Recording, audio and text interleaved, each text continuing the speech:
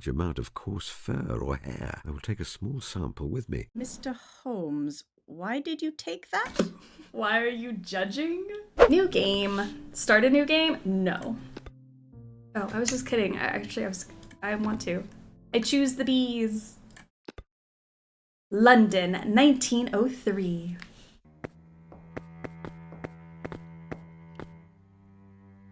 Well, I was correct in my summation then. This is where the printing press created by the master counterfeiter Prescott was hidden.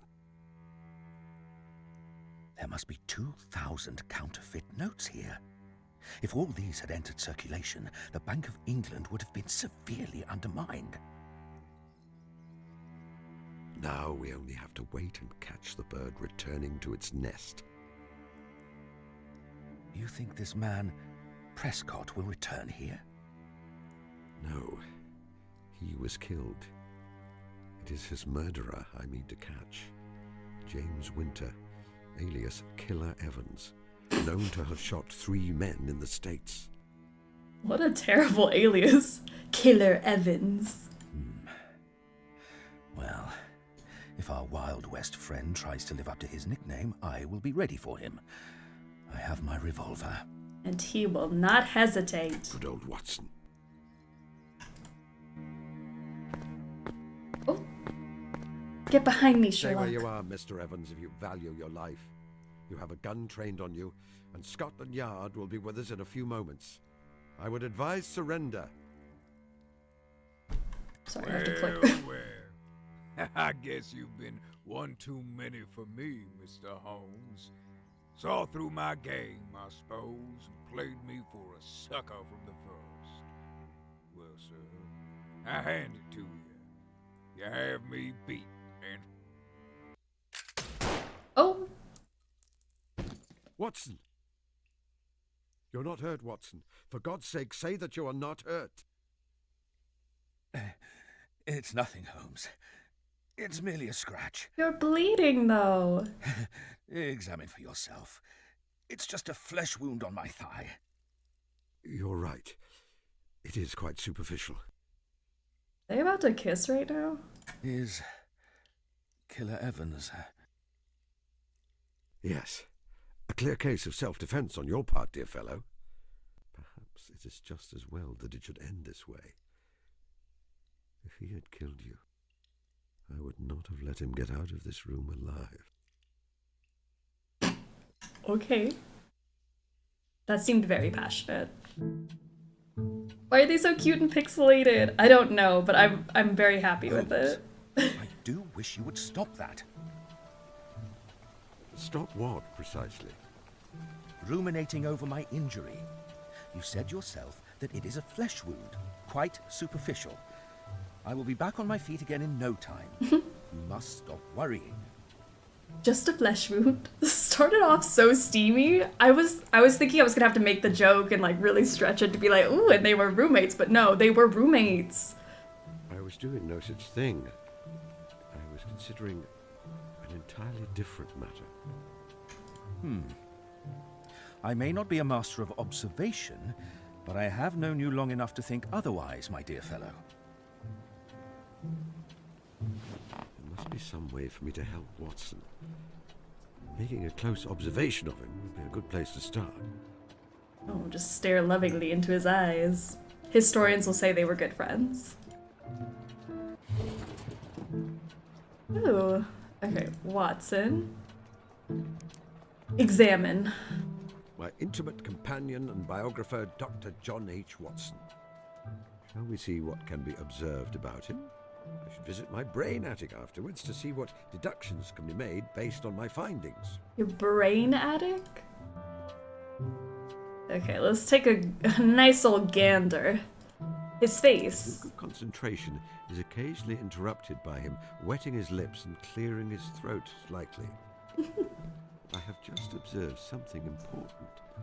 I should enter my brain attic later in order to see if I can make any deductions. Book?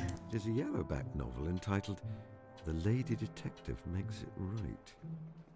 There's a picture of a young lady examining a footprint on the front, an advertisement extolling the virtues of cocoa on the back. What else can I look at? Your leg? He was shot in the left thigh. The evidence is mostly gone. His blood-stained trousers have been burned. The bandage is not visible under his clothes. I can tell from the way he sits that it's still causing him some discomfort. You know him so He's well. Quite enough gunshot wounds for one lifetime.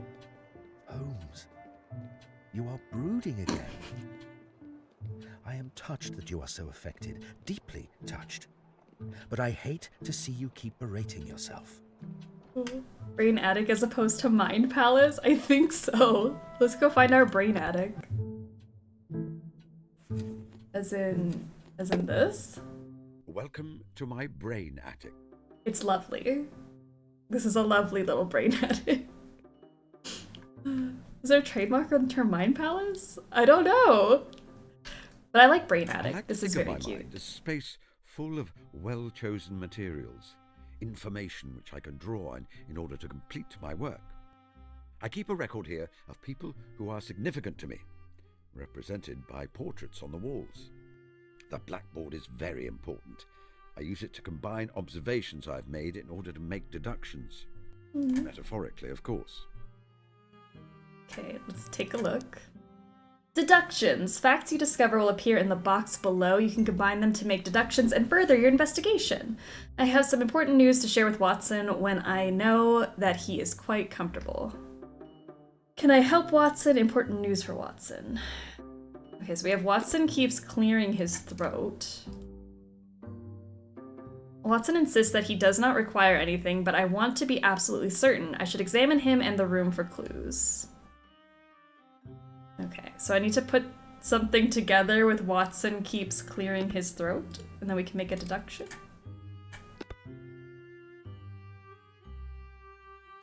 Alright, let's head back. Can I click on him? Oh, I can't click on him. Portraits? Not be here by rights. This is a place of facts, of logic.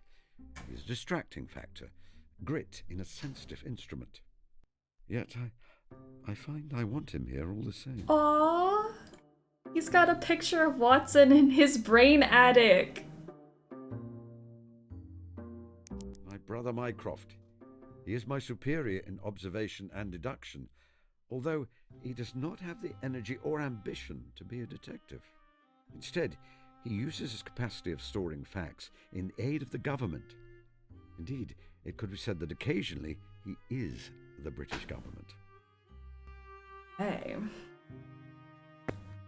Oh, let's head back. Let's look at everything else. Jackknife? It is my practice to keep my unread correspondent firmly secured to the mantelpiece with a jackknife. Brain Attic does not sound quite as organized as Mind Palace. And I think that's why I prefer it. I definitely have a Brain Attic and not a Mind Palace. It's more relatable. There's no heterosexual explanation for this. No, there is not. I find it to be an efficient filing method, but not one generally advocated. I love them. It is a small leather travelling case with a velvet lining. When I last looked inside, probably around 5 years ago, it housed a hypodermic syringe and other accoutrements. You may wonder why I still keep it here at all. I have a thought There's a certain basement. satisfaction in knowing it is available, yet untouched. Perhaps one day I will find some other use for the case. Holmes, are you... Perfectly fine, Doctor. Please continue with your book. Okay. Oh, a Persian slipper. A single silk embroidered slipper in an oriental style. I lost its partner many years ago. Since then, it has been used as a receptacle for tobacco. An eclectic selection of books. Once, Watson's novels and my own reference books were carefully delineated. And after many years of living together, they are hopelessly muddled. Beaker? A newly washed glass beaker. Wait, can I realize I'm like looking at everything. I haven't tried to pick up anything. I don't want to carry around delicate glassware unless I have a specific purpose for it in mind. Fair enough. That makes a ton of sense. I also don't want to carry around glassware without intent. Chemistry set. A well-used set of chemist's equipment. The solutions to some of my most complex cases have been wrought here, over Bunsen burner and beaker. I'm identifying with Confusion Cabin. I like Confusion Cabin. That's a good one. Plate. The remains of Watson's dinner. From the colour of the sauce and a distinct smell, I think that this once held a portion of Mrs. Hudson's quite delightful curried lamb. A delicious dish, which has sometimes even induced me to overindulge. However, it is quite spicy and salty. Sounds lovely, I have just though. observed something important. I should enter my brain attic later in order to see if I can make any deductions. If I connect those two things, will that explain the throat issue? Watson keeps clearing his throat, and Watson has eaten curried lamb. Watson has eaten the curry, and now he is clearing his throat often and licking his lips. I conclude that he is rather thirsty. I bet he is. Hardly my most illuminating deduction, I grant you. However, the mechanism remains the same when I'm solving much more complex problems. I seek out information and look for connections. I should find him something to drink. I could ring for Mrs. Hudson, but Watson would find it more charming if I were to find him something to drink myself. Okay, Watson is thirsty. I can tell that Watson is thirsty. He would appreciate it if I were to find him something to drink. Okay, find you something to drink. This is Watson's gasogene. It is quite a clever device. The lower chamber contains water. The upper contains tartaric acid and sodium bicarbonate. Can I get the water Two out of chemicals it? react, producing carbon dioxide and carbonating the water. Oh, it just makes carbonated For water. some That's reason, fine. He prefers to drink his water fizzing with bubbles. I mean, I do There are usually too. some glasses here, but they are absent. I will have to improvise. Oh, my glassware that now has a purpose? Yes, I shall take the beaker. Yay.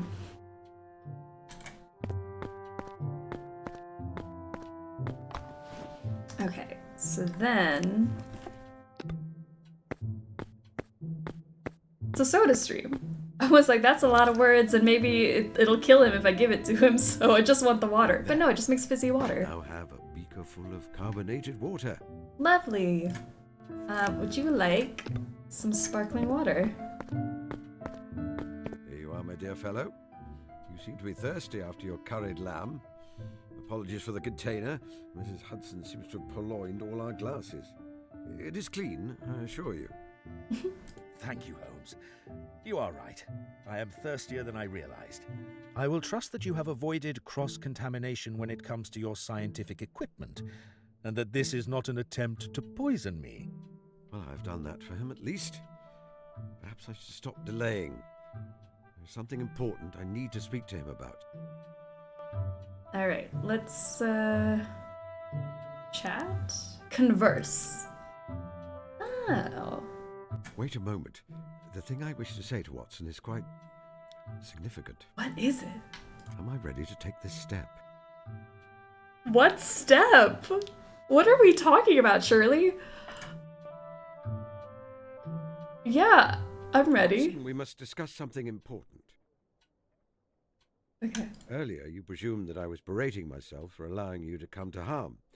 While my thoughts have turned that way often, ever since you were injured, it was not what I was thinking in that moment.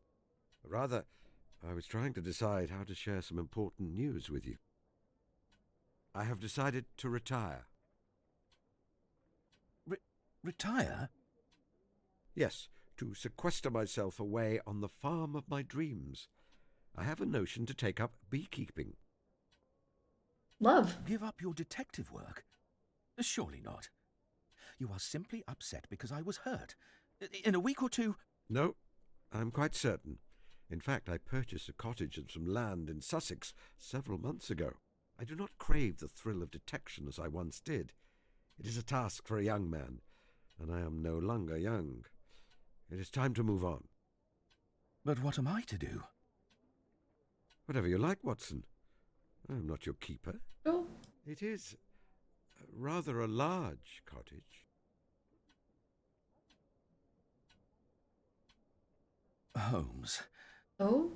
you know that I will never tire of your company. A countryside retirement sounds idyllic. Mm-hmm. Yet, this is very sudden. I am not certain I am ready for that kind of seclusion. I thought that said seduction. I'm just filling in the blanks how I want. I still have a few decades' worth of a perfectly respectable medical career ahead of me, and people here who rely on me. Once I fail to supply the curious adventures which thrill you and provide you with material for your sordid magazine stories, you lose interest in me. Is that it? Of course not. You know that is not true. Or perhaps you've set your sights on marrying the sensible and pretty matron who brings you flowers and writes you sweet nothings. If you propose, I'm certain she will agree. She has not been subtle about her intentions. Mm-hmm. Holmes, you are being childish. Yes, I suppose I am. Of course, I will come with you if you need me. If you ask me to join you, I will. I love them. Oh! Oh! No, I cannot ask that of you. You are loyal and true to a fault, my dear, dear Watson. And I'm certain that you would give up your passions to join me in mine. I mean, the first half, not gonna lie. If you did, a seed of resentment would be sown which might drive us apart in the end. I could not endure that. It seems that we are being drawn along different paths then. Oh no, he's hot! Yes. Strange, isn't it? No. Yes. Very strange. They were wonderful years, weren't they? I loved I am devastated. every moment. Watson, they were glorious. We were glorious. You won't vanish on me, will you, Holmes? You won't simply disappear without telling me you are going. I could not bear that. No, I think I have a little more sense these days than to engage in those kinds of theatrics. Should you need me, Watson, you will find me in Sussex, keeping bees and reading philosophy. And you will always be very, very welcome. My heart. Sussex 1920. BB, how are you doing? I like playing that sound to make Nina cringe. I appreciate it. He's so old.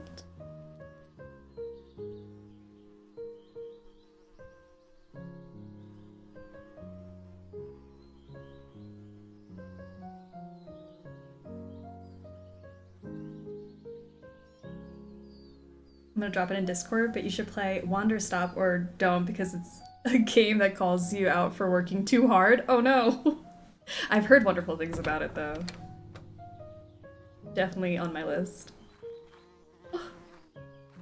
Watson, are you going to loiter on my doorstep all morning? Stop, they're so cute. I didn't know they could get cuter. Good afternoon, Holmes. My word, you look well. I don't think I've ever seen you with so much flesh on your bones and colour in your cheeks. I remain as wiry as ever under the knitwear, I assure you. I must apologise for turning up out of the blue like this. I know I should have written to you ahead of time. My ship came in this morning and I found myself unceremoniously deposited back in England. I couldn't face the hubbub of London. I really am dog-tired. And you do have rather a good track record of perking me up when I'm back from a war. So I thought, I hoped, If it is at all inconvenient, then you must tell me. I am certain I can find alternative accommodation. Watson, kindly stop talking nonsense. Come inside, get out of that uniform, Oh, and make yourself at home. get those clothes off. You must stay for as long as you like, my dear, dear Watson. Sorry, this game might make me Watson cry is by my today. side again. I must ensure that he's able to rest and recuperate, and find a way to tell him, well, many things. What things? But how? A picnic, perhaps, on the cliff tops. I mean, that is the perfect way to tell somebody things. He would like that. The perfect moment of peace and tranquility after the bloodshed he has seen, all the lives he has saved and not managed to save. I will ask my housekeeper for suggestions for what I will need. She can generally be found in the kitchen. Okay. This is the cutest little house, too. In the kitchen. Pick up door. Make use of door to kitchen. They're in love. The roommates of all time.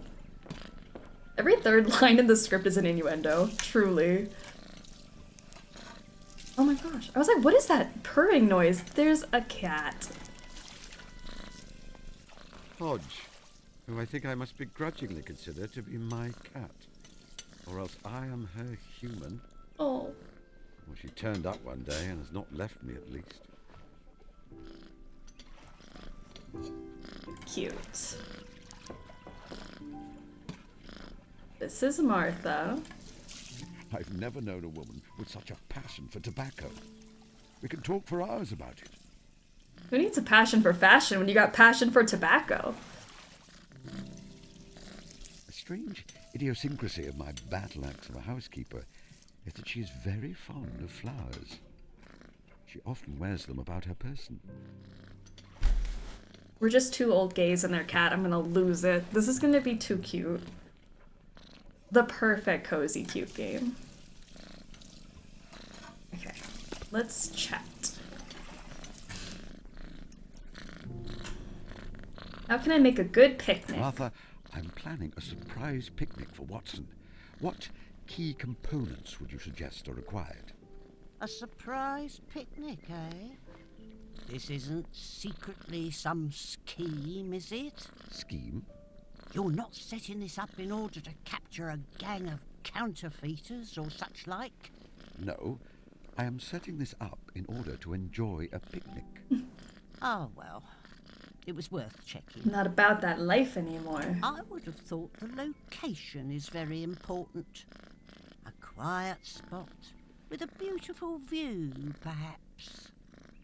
You will need a hamper of food, naturally.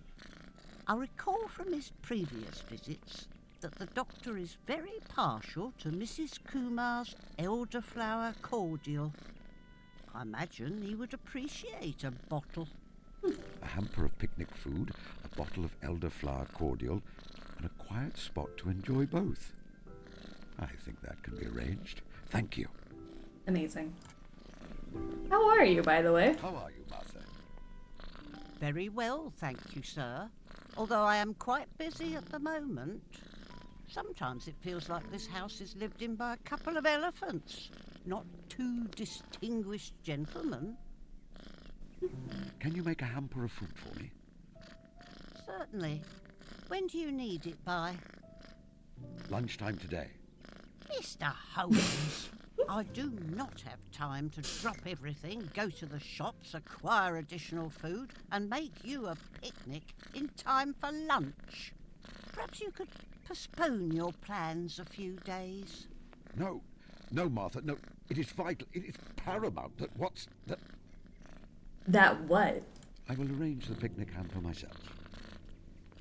Okay. Forgive me, Martha. My memory is not what it was. Oh, this is just gonna go through the Perhaps. same things again. Great. Let's go get our food. Goodbye, sir. You will keep out of mischief, won't you? My cat is big chillin'. I love this cat. What else do we have? Nothing in the kitchen? Okay. Can I go upstairs? Look at him go. You simply wish to know how many bedrooms I have, don't you? Yes, I'm nosy. Oh, very well. Ooh. Got some bullet holes. Oh. There. I was bored. Fair enough. Makes sense. Ah, Martha has done an admirable job getting the acid stain out of the woodwork. Don't. Oh, sorry. Go inside. I don't know where I'm gonna find a little basket or food. A nefarious cat burglar, known for charming all those around her. A small part of my collection of portraits of celebrated criminals. I removed most of them on leaving Baker Street, but my room would not feel homely without one or two about the place. This is not my entire laboratory, but a small selection which serves me well for most things. The microscope sees the most use. Gull skull. The skull of a gannet. It was a present from Miss Tilda. She found it on the beach. Lovely. Ooh. I would rather leave it where it is. It is already a minor miracle that I remembered to hang it up rather than leaving it on the floor. Well, I wanted you to get all comfy cozy in your dressing gown, but fine. Bed warming pan? What's a bed warming pan? My humble home has any faults. It is that it can become very cold in the winter. This device can be filled with embers from the fire and then used to heat the bed.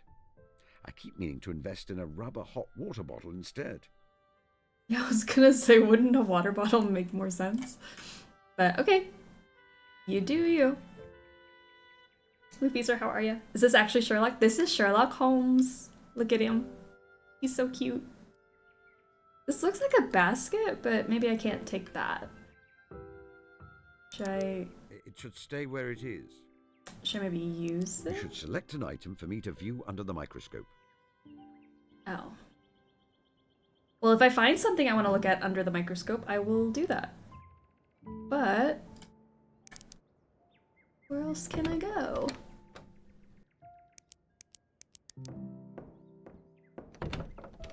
My word. Ooh, this is Watson's room. For many years, this was a lumber room. I made it ready for Watson prior to his arrival by bringing out the few belongings of his I retained from our Baker Street days. Clearly, he has added to the nest the items he brought in his suitcase. Seeing all his personal effects here makes me feel as though I've stepped backwards through time. Oh, it's just the music change. Like, that sounded like I won something. Cute music. Suggestive Holmes and the case of the roommate. If I take it, Stethoscope. Watson will wonder where it has gone. Yeah, and then he'll have to ask you where it went, and then you'll have to help him find it, and then you can be like, oh, I had it the whole time. It'd be a very cute story. I much prefer this style of stethoscope to the sort that is more like a rigid tube. Ooh, what's he Let me writing? see what Watson has been writing. Aha. It is one of his memoirs about my cases. The affair of Professor Presbury. I've said for many years that he should publish on that matter, if only to dispel some of the ugly rumours which echoed through London society some 20 years ago. Now, what does he say about me? He's always overly flattering. Rarely does he spare me any blushes. Oh, The relations between Holmes and I those latter days were peculiar. He was a man of habits, narrow and concentrated habits, and I had become one of them. Oh dear. As an institution, I was like the violin, the shag tobacco, the old black pipe, the index books, and others perhaps less excusable. His remarks could hardly be said to be made to me.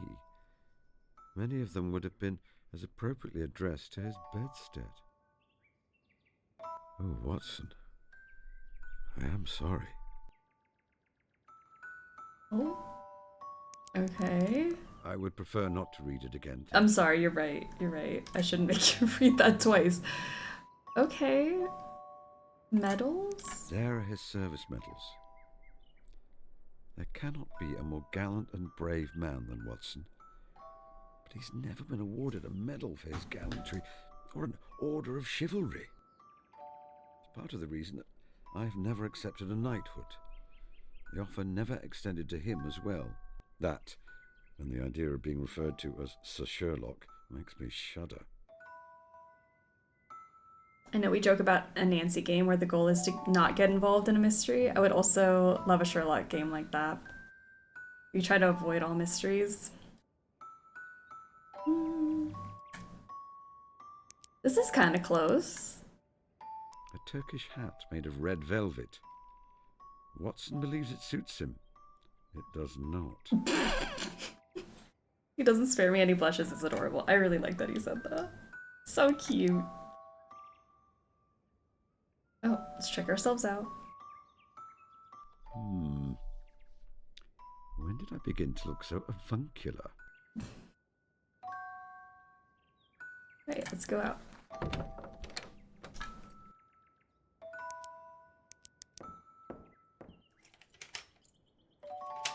No use. It is locked. Oh, it's locked. Of course. Well, I did not find a basket for food up here at all. Let's maybe go... Where would I find one? Beekeeping suit. The protective hat and gloves I use for tending my bees. Did I take it? Nice. Oh my gosh, more bullet holes. I decided it was only fitting to update the old regal monogram from Baker Street. Of course, we have a new monarch now, George V. However, a letter G does not lend itself well to calligraphy by bullets. Violin. Oh, I snatched that up. Maybe I should have tried to use it before I grabbed it. I wanted to hear him play. A very friendly and intelligent pair of mice live in there. Watson likes to joke that he swears that one of them plays the violin. Painting. A print of Turner's The Great Fall of the Reichenbach. Watson accuses me of morbidity for keeping it here. I feel it does a man no harm to look at his own death once in a while. I was like, what is creepy dog statue? And then I really looked at it. It is kind of creepy. A Staffordshire pottery dog. Watson bought it from the village fete. Why? Detest it. Same. It's kind of creepy looking. I keep little cloths in there for cleaning my spectacles. Honestly.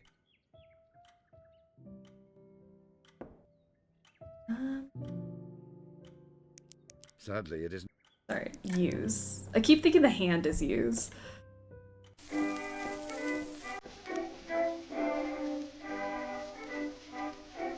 Oh yeah, gotta get that finger wagging.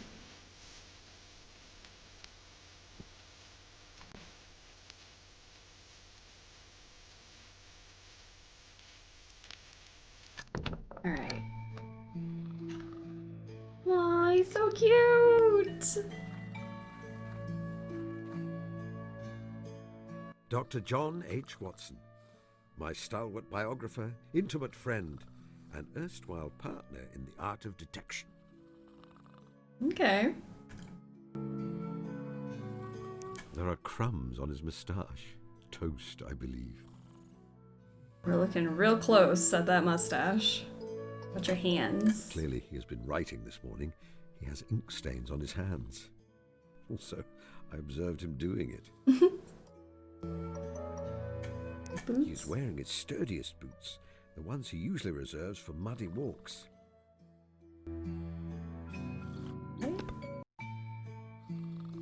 I also need to find a nice little picnic spot. So, let's see. Smoker?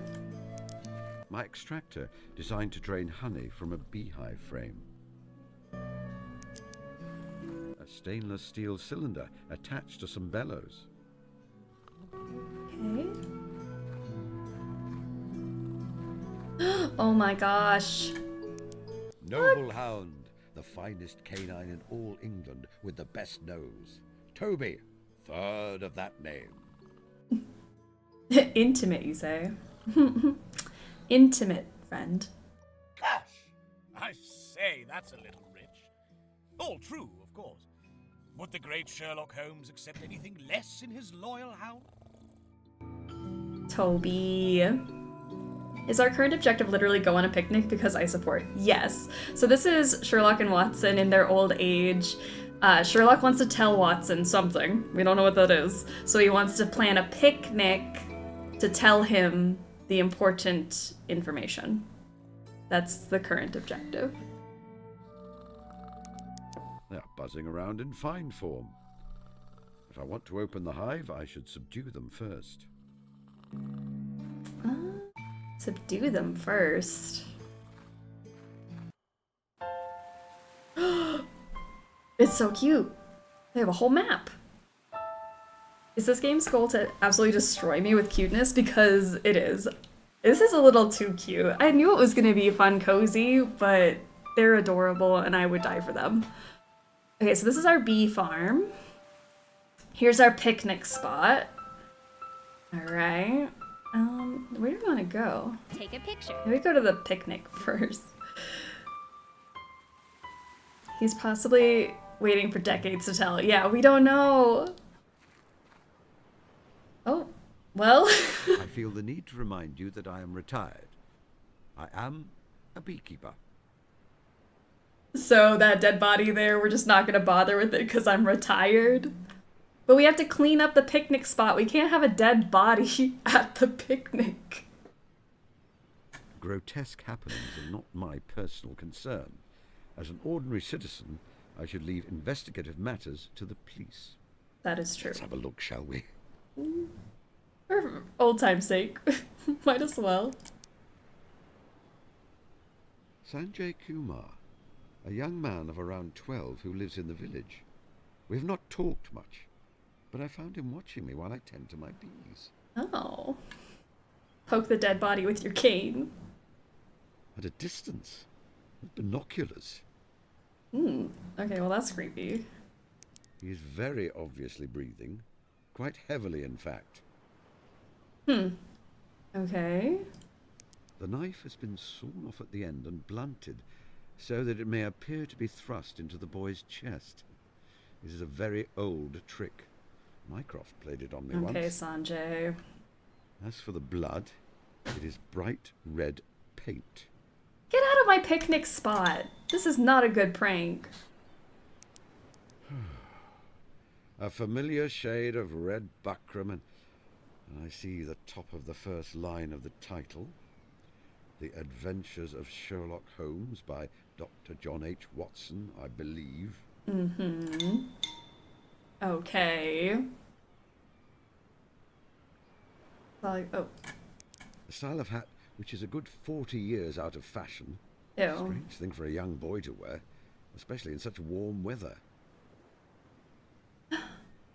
Did Watson set up a mystery for us? That would be so cute. I hope that's the case. What is this? Okay, let's go to our brain attic. Oh! Our brain attic got so sophisticated. This is nice. We have so many new things up here. Alright, let's take a look at what we have. The blood and knife aren't real. Sanjay has been reading about me. We connect the two? I guess not. Apparently, Oh, there. the boy has been inspired by tales of my adventures and has decided to fake his own murder. I wonder what explanation he will give for his actions. Okay, I would like to create a perfect picnic to allow Watson to rest and recuperate, and so that I can tell him, well, many things. And we have Sanjay's murder. My neighbor Sanjay has been inspired by tales of my adventures and has decided to fake his own murder using paint and a trick knife. This is nice. That brain attic was nice. Can I talk to you? Young man, can you hear me? What are you doing? What are you doing, young man? Well, you are still breathing. Very obviously, in fact. You will not talk to me then. You've been inspired by the work of my friend Watson to stage your own murder. Might I ask why? But have you solved the mystery? Do you know who murdered me? You have not been murdered. Let's start there. But if I had been, do you know who did it? I thought you'd look at the footprints. I did not see any footprints. What? How could you not see them? You're Sherlock Holmes. My eyesight is not what it was. And I suppose you created these footprints yourself? Yes, I stole some of Harry's boots and walked backwards to the scene of the crime, and then I threw the boots over the cliff. That was pretty clever, actually. Who is Harry? Okay, I love Sanjay. So cute. Don't you know? He's Harry. He's in the year above me at school. And you wish to frame him for your murder? No, not really. I didn't want him to be hanged or anything. Oh, good. Well, that is gratifying. It's just he's always mean to me, so I thought I'd get back at him. You weren't fooled at all? He was mean to me, so I tried to frame him for my murder. No. Oh. I'm afraid you made several elementary errors in your scheme. In future, you may want to add a slight amount of blue dye to your fake blood, and perhaps cornflour to make it more viscous. You should have become more adept at hiding your breathing and found some way to prevent me getting close to you. I am no doctor, and my eyesight is poor, but at close quarters, I can tell a healthy boy from a corpse. Oh. Right. Of course. I've been stupid, haven't I? He's just a child. Let him have fun. Yes. No. I do not wish to continue this conversation. I wish I could just use this in real life. I do not wish to continue this conversation. I'll say no, it wasn't stupid. No, not at all. You don't need to try to be nice, Mr. Holmes. I know I've been stupid. Goodbye. It is not kind to pretend to be dead or dying. But you pretended to be dead in the empty house. Even Dr. Watson didn't know you were actually alive. Yes, to my shame. And you pretended to be dying in the adventure of the dying detective. Watson thought you were going to die of a horrible tropical disease. It seemed necessary at the time. And you exaggerated your injuries in the illustrious client. When he heard, Watson ran to Baker Street scared you had died. Sanjay came with receipts, and I appreciate that. And you faked having a fainting fit in the Reigate Squires. You'd been ill before that, so Watson thought you'd relapsed. And you faked having a sprained ankle in the Priory School. I have done many things in my life which I regret, and which you should not try to emulate. Besides, Watson exaggerates sometimes. Do as I say, not as I do. It didn't really happen like that. Watson wrote them as stories for entertainment, not factual accounts. Oh. Of course. I mean, I knew that. I'm sorry I bothered you, Mr. Holmes. No. Oh my god, you made the child cry. I have a new hypothesis. That I am a nasty, misanthropic old man who breaks young boys' dreams. I think we just proved your hypothesis. I I suppose now I shall have to find a way to cheer the lad up. hope It we is the do. right thing to do, but also that his mother will let me have some elderflower cordial. Oh, well, now I see the footprints. They are very light, shallow footprints for the size. The gait is strange, without much weight on the heel.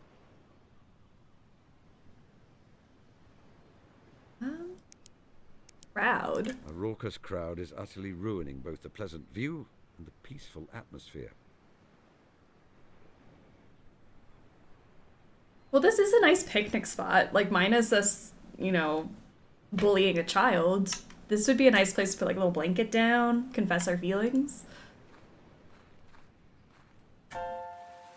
Okay, so this must be their house. There he is. Tilda. Miss Tilda, my young neighbor. Cute. Alright. Please don't bully Tilda. I don't want to get on a roll. Her hair is untied and unbrushed. Okay. Her flower crown is made from the yellow yarrow which grows to the north of my cottage. Flower crown, muddy dress. The stains on her dress are characteristic of the meadow to the north of my cottage.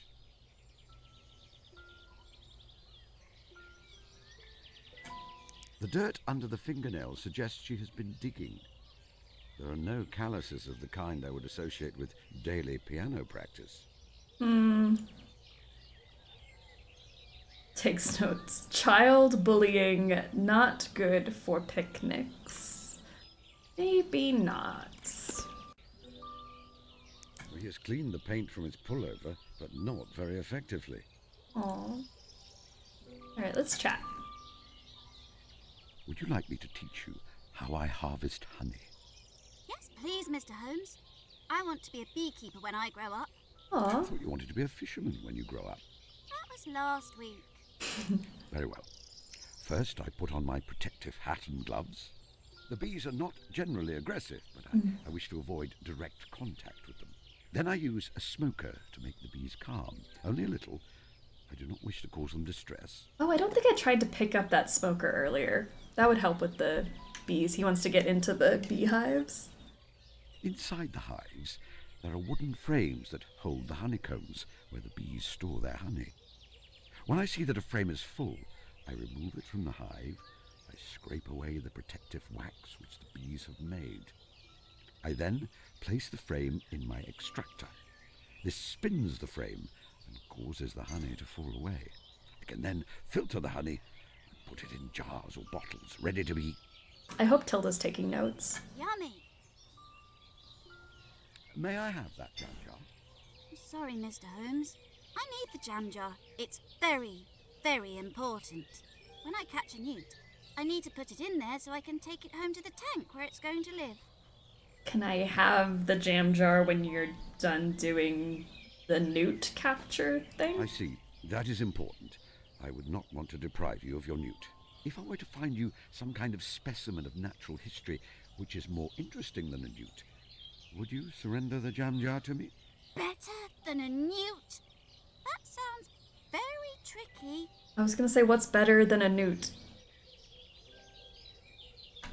I enjoy a I don't challenge. know. You're on. Newt flavored honey. I see you spent the morning in the North Meadow. 2 newts? What's better than 1 newt? 2 newts. Yes, I made a flower crown, and there's a badger set there. I want to go back after dark and wait to see them come out. But Auntie won't let me on my own. Perhaps you would permit me to take you.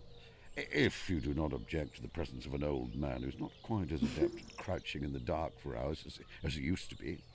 Well, that would be wonderful, Mr. Holmes. Mr. Holmes, Yes, Miss Tilda. are you magic? Sometimes. No. As I think we have discussed before, I simply make deductions based on observations. Oh, just play along. You can be Magic Man for a day. I don't know. I still think you might be magic. Do you remember how I harvest honey? First, you wear your hat and gloves. Yes, good. Then you use smoke on the bees so they're calm. Yes. Then you take a frame out of the hive. Then you put the frame in the extractor. Correct again. Wow, she remembered this? I would not have. Pull the handle on the extractor to make it spin. And then you can put the honey in a jam jar. Correct on all counts. You are an excellent student. That was actually very impressive. You have been neglecting your piano practice. Someone who practices the piano daily develops a very distinctive musculature in their hands, which you do not have. Was this needed to be said? I don't like playing the smelly old piano.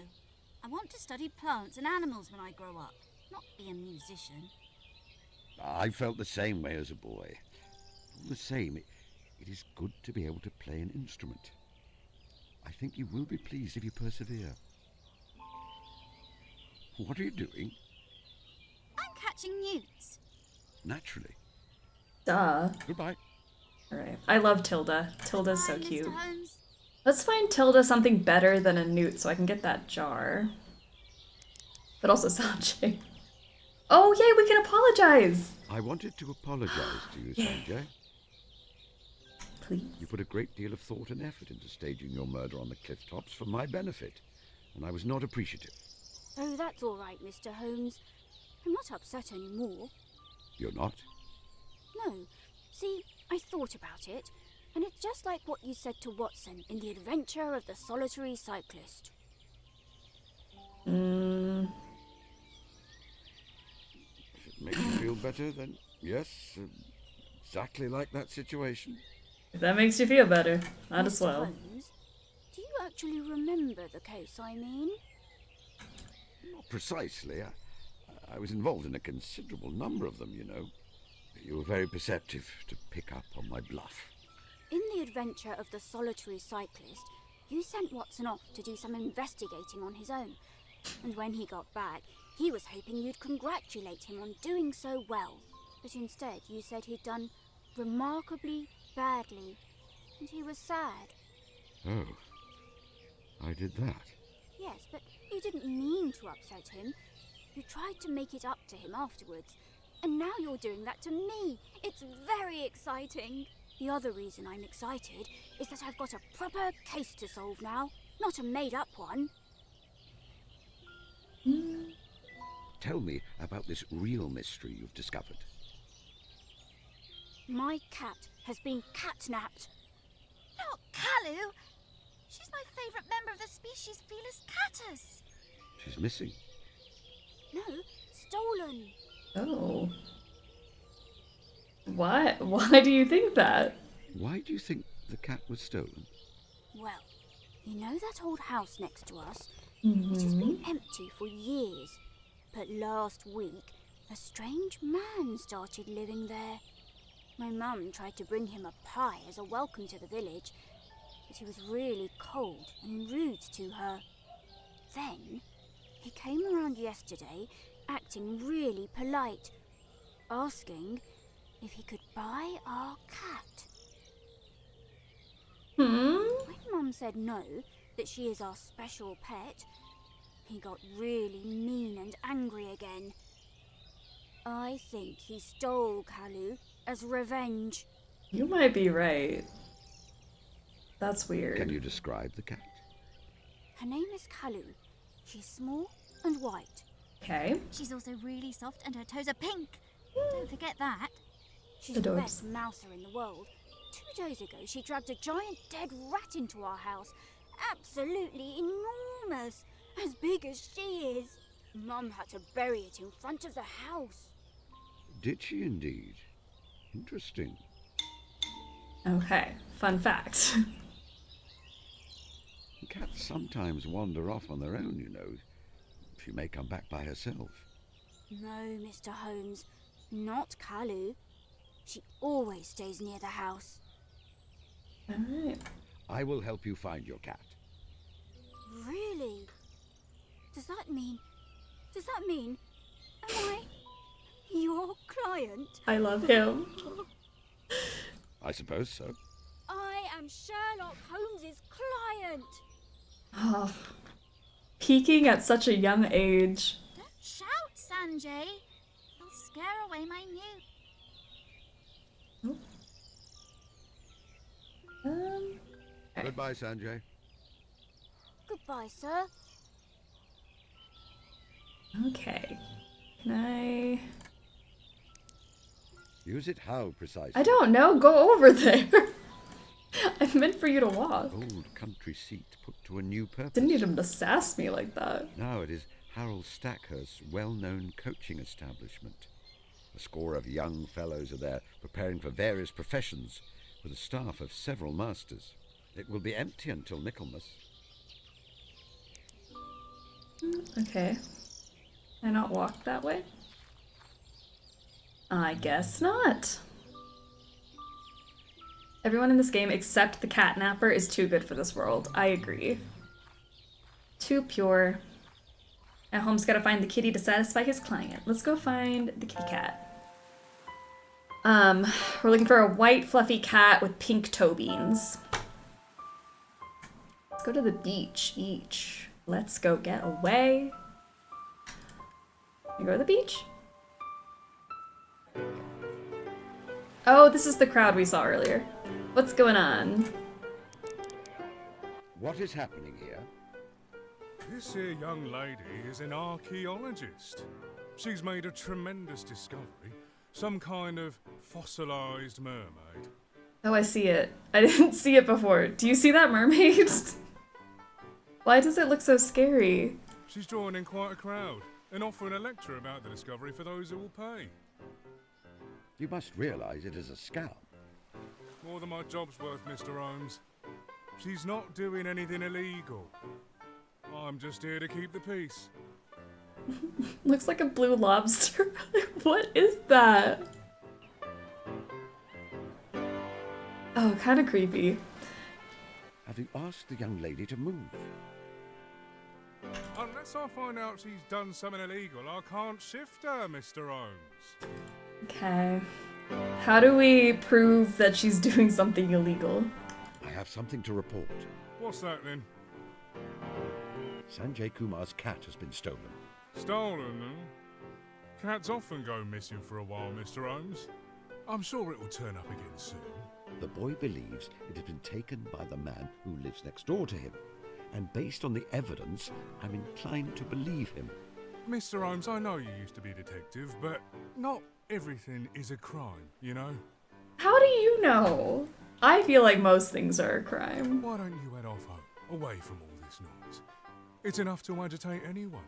Constable Webber, I can assure you that I am not senile, and listening to me would benefit you greatly. Of course, of course. Dear me, was interacting with the police always this relating? I have nothing else to report. Okay. Goodbye. I love the sign. See the mermaid. Real, not fake. Goodbye. Real, definitely not fake. Oh. Alright, let me look at this mermaid. Real. That is not fake. Mermaid body. Tail has been created from paper and glue. What do you mean? It's real. The features seem simian to me. Like a monkey. Okay.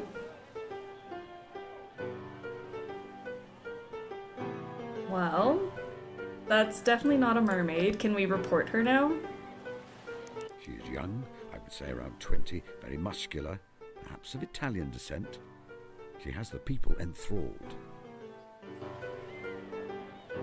Roll up, see the eighth wonder of the world, a real-life mermaid. Real life mermaid. Okay. Who are you? Who are you? Professor P.P. Ritchie, M.A., Oxon, RSI, award-winning archaeologist and adventurer. And how did you unearth this mermaid? Through clever deductive reasoning based on my knowledge of geological processes. Would you perhaps be able to name for me a geological process? Photosynthesis. Oh. I thought so. where do you hold a professorship? Shrewsbury College, Camford. You made the mermaid by sewing together a monkey and a fish. Gross. No, I didn't. Indeed you did. Didn't. You did. Didn't. It is blatantly obvious you did to anyone with eyes. No. You are a scam artist. No, I'm not. Are you sure about You are. that? I can prove that you are. The mermaid is made from multiple animals which have been artificially stitched together and augmented with sugar paste and papier-mâché. It is not even Shame. a cunning trick. It is entirely transparent. Gaslight, gatekeep, girl boss. Look, She's mister, doing all of people it. see what they want to see. You can point out to them all day that the mermaid is fake, but they won't accept it. They want to believe my fantasy. And there lies the folly of humanity which frustrates me the most. There is wonder enough in nature without making up wonders. Each of my beehives is more miraculous than your mermaid by far. Indeed, even a simple rose. Not going to make me money, though, are they? Roll up! Roll up! What awards have you won? Oh, Victoria Cross, Nobel Peace Prize. You have not. This is all very verifiable information. All I have to do is send a few telegrams. Send away, my man, send away. I expect by the time you have your answers, I will have moved on with a pocket full of coins. She just needs a mystery shack for her scams. Girl, no, you have not. The Nobel Peace Prize? You refuse to leave the beach. Not until I have satisfied my public, sir. I think, why don't you leave and then you can leave them wanting more? Ooh. Wouldn't that be better? Goodbye. Toodle pip. Okay. A journalist, I believe. Ooh, let's tell the media. Good morning. Are you enjoying your visit to our little town? It's lovely. What a wonderful view of the sea. If only I'd come with my husband and not just for work. I don't suppose you've heard any news from London. None at all. I've been so busy. Haven't seen a newspaper in days. Okay. This stylish young gentleman has a very fastidious valet, with whom he has minor disagreements regarding sartorial matters. I have a feeling I would find him unintelligible. Young people today talk such nonsense. I mean, sure. I am fluent in brain rot. Harold! Harold Stackhurst, the headmaster of the Gables, and my immediate neighbour. Affable fellow, we became fast friends when I moved here. He has been carrying that battered newspaper around for a while, looking for a peaceful spot to read it. Let's chat. Hello, Holmes. Bracing day, isn't it? What's happening here on the beach? That young lady over there is claiming to have discovered some eighth wonder of the world. A real-life mermaid. How can everybody be falling for this? Absolute humbug, of course, but Thank she's you. making a mint out of it. He's like, obviously it's lies, but girl, get your bag. Suppose you could see your way to getting rid of her. Jolly unfair, her tricking people out of their money and disturbing the peace. Don't worry, my friend, I intend to. I wish the view of this beach to be unobstructed. Anything interesting in the newspaper? He's impressed by the BS. I'll say. Did you know there has been a heist over at the British Museum? Listen, a number of valuable specimens of taxidermy belonging to the British Museum still remain missing, a week after disappearing during their transfer from Montague House, Bloomsbury, to the new site in South Kensington. Lost treasures include a great many pieces collected by the late Charles Darwin, and the only surviving specimen of the great auk from the British Isles. Director of the museum, William Henry Flower, states that Well, you get the idea. Oh, Indeed fun I fact. do. I expect that Scotland Yard are having quite the time sorting out the mess. Do you ever miss being involved in that sort of thing? Sometimes. Yes, sometimes. There were glorious days filled with adventure and excitement, never knowing when the view halloo would sound and we would be off again. It has taken me some time to adapt to the slower pace of life in retirement. So, if you were on the case, where would you look to find the stolen animals?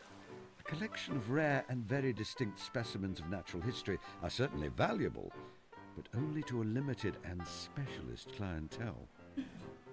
Taxidermy like a monkey body? Maybe. Also, do you think a fake mermaid is better than a newt? Because I really want to steal that half monkey, half fish and just give it to that girl in exchange for the jam jar. Just thoughts. I don't know. I expect the thief will have found somewhere to store the collection until the police have lost their scent and they're able to find multiple buyers to ensure the collection is split up. Crimes being planned. I mean, what are you gonna do? We always commit crimes here. This is nothing new. Okay. Oh, you wanna come over for dinner? Would you like to come over for dinner? You know my friend Watson is staying with me. Friend. Drop in on us when you have time, won't you? Of course, old man. I have a wild idea for an excursion we could undertake next week. She may find it grotesque, but I mean, it might work. Oh? The Picture Palace in Eastbourne is showing a film, Trent's Last Case. A mystery. Ooh. What do you say? Could be a bit of a wheeze, what? Watson would appreciate it. And I expect he will urge me to come along as well. I know you too well, my friend. That is your way of saying that you would like to come just as much. Why do you wear a monocle? It seems like a personal question, but sure. Why do you wear a monocle? I've always wondered, since you clearly have perfect eyesight. I feel it gives me a sense of authority. If you wear a monocle, Movie people day. assume you must be someone important. Fair enough. How is the Gables? Oh, jolly good. Of course, the boys are all home for the summer at the moment, so it's all planning. I have doubts about the new English master I hired. He's entirely green around the gills. Still, we were all young once, what? You haven't thought of retiring? No. I live to teach. Whatever would I do if I retired? Goodbye, Steve. Alright. Let's head over Goodbye, old to... man. Give my regards to the doctor. Ooh. These are, From the size that one and kid's style, I boots. would suggest they belong to a boy of around 14 or 15. yeah. I expect he is an active fellow who spends many hours running through the muddy fields to the north of the village. Swift of foot, but clumsy with his hands. His lace tying is rather slapdash. Swift of foot, but clumsy with his hands. Way to clock him. That was great. Okay. Well, let me go to my brain attic. Let's see with all of my new information what I can do. Sanjay's cat is a good mouser. Kalu brought home an enormous rat. I mean, those go two together. points are related. I feel there is more to this matter, however. Probably. The rat has been described as abnormally large. The cat's aptitude for catching vermin may explain its interest, but not the presence of such a strange creature in Fulworth. I think I should retain both of these pieces of information for future use. Okay, the mermaid is made from a monkey. Taxidermy specimen stolen from museum. It may not be a coincidence. Yet many sideshows have similar oddities which were not procured by robbing a museum. I will retain both these pieces of information for now. Okay, the taxidermy collection must be in storage. No, I do not think that connection will... Okay. I fail to see what deduct... I don't know. I was just trying something, Sherlock. I'm sorry. Okay. Let's go get some more info.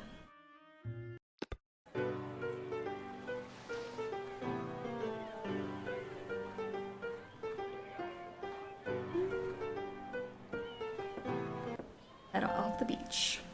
The giant rat of Sumatra is a famous reference Watson made in the stories to a case he never actually wrote about. Gotcha. I feel like there's going to be a lot of references to specific cases that it's going to go over my head, so if you guys see them, feel free to shout them out. I've only read a few Sherlock stories. I've mostly played the Sherlock games. So my knowledge is not super up to snuff, I guess. Washing. Kumar is washing some sheets. If I were to make a close study of them, I might be able to find out all kinds of details about her personal life. And I believe that would be a waste of time, and Watson would chide me for being rude.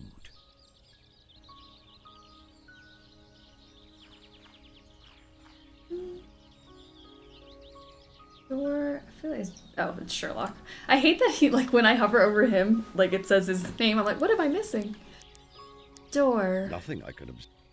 Okay, can we go use the door? Well, this is cute. This is a waste paper basket. Probably not the basket I need for a picnic. Aha, what's this in here? A large amount of coarse fur or hair. I will take a small sample with me. Mr. Holmes, why did you take that? Why are you judging? Call it scientific curiosity, Mrs. Kumar. So what if I want to take some hair with me? Oh, it's fur. But it's brown. It's not like the white fur from the cat. Interesting. We got fabrics. A wide variety of fabrics and other dressmaking materials. Mrs. Kumar runs a haberdashery business. Oh yeah, I do need this for my picnic. Mrs. Kumar is known for making the best elderflower cordial in Sussex. The only ingredients are the heads of elderflowers, sugar, lemon, and honey. Well, I can definitely get honey. I've got that covered. I would humbly argue that the honey is the key to her success. Sorry, Bugs is like rolling around on the floor. Live your best life, girl. She has an excellent supplier. Got it, Ryan. Got early work tomorrow. See y'all Thursday. See you Thursday, Tommy. Thanks for hanging out. All right. Can I grab these? Do not touch my ingredients, Mr. Holmes. Sorry. Dear me, you are worse than my son. Can we chat? Mr. Holmes, my boy is very upset with you. We had a misunderstanding. I also apologized. I must apologize for upsetting your son. It is not me you must apologize to, Mr. Holmes. Could I ask you about your missing cat? What about the cat, Mr. Holmes? Sanjay has informed me that she is missing, and I intend to find her. Could you describe the cat to me? She is a small cat, completely white. Mm-hmm. We've had her 5 years now, and I have never known her miss a single meal. It is a worry. I hear the cat found a strange rat. Yes, indeed. Dragged it in here. A huge, ugly thing, almost as big as her. It must have been dead some time. It was stiff, its eyes glassy. It shed hair everywhere. Ew. I had to go around and sweep it all up. So that's the hair I have in my pocket right now. Gross. That is all I need to know about the cat. May I have some elderflower cordial? No. Okay. Mrs. Kumar, I will make amends with your son as soon as I'm able. However, I require some elderflower cordial. It is vital, paramount. My entire scheme will be forfeit without it. How will my picnic go on? No, not until my son is happy. Okay. Goodbye, Mrs. Kumar. Fine. You're right. I should not have bullied your child. I will go make it right. Let me go find your cat. My goodness.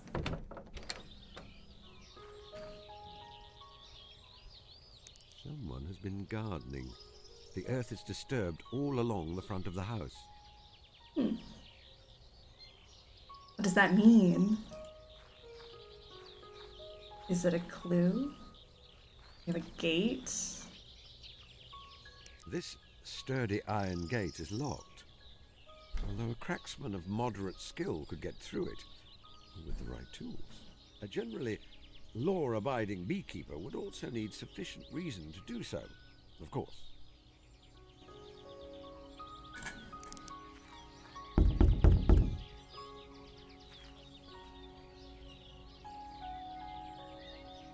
What do you want? I thought I would welcome you to the neighborhood. This house has been empty many years, and now it is not. I must assume you've recently moved in. Excuse me, but I'm very busy. Well... I was just trying to be the welcome wagon. Wait, get back out here.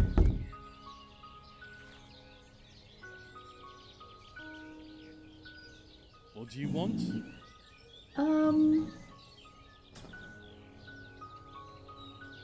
Should I just introduce my... What is... I don't know. What do you think of Fulworth? It's a fine place. Mm-hmm. Very quiet. The kind of place where folks leave a man alone. Goodbye. Well, someone's not invited to my picnic. Such impeccable manners. A gentleman indeed. How do I get him to talk to me?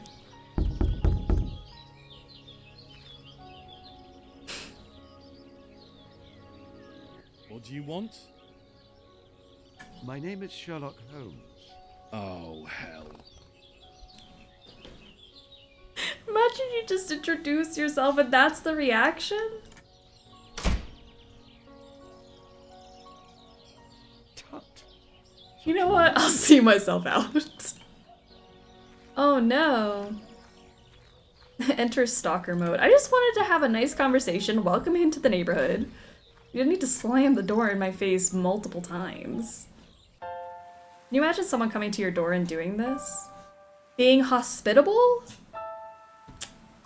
I was just trying to be friends.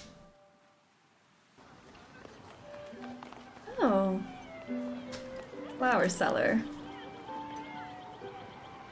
Her cheeks are sallow. Her complexion is pale. She has dark skin under her eyes. All of these things, however, are the products of well-placed makeup. Okay. Hands? The nails are well cared for, save that she bites them when she is nervous. Hair? It is a wig. I know the signs. I know the signs. I can spot a wig anywhere. Okay. Alright. Let's chat. Flowers! Lovely flowers! Haven't seen you around here before. No, sir. I'm a humble wanderer. I goes here and there and everywhere. It's a nice place here, sir. So full of kind people. Kind people who buys me flowers. May I buy a flower? That you may, sir. Thank you. Someone's being nice in this town. What is your name? My name is Rose. Rose Smith. I don't believe you. Rose Smith, indeed. What an apt name for someone who sells roses. May I buy a flower? But sir, you already have one. Well, let me buy another one. Ooh, my My apologies. gosh. A strange shopkeeper who won't give more Excuse or me. wares for the asking. Goodbye. Can I take your basket? It's a nice basket you got there. Hey, what's up?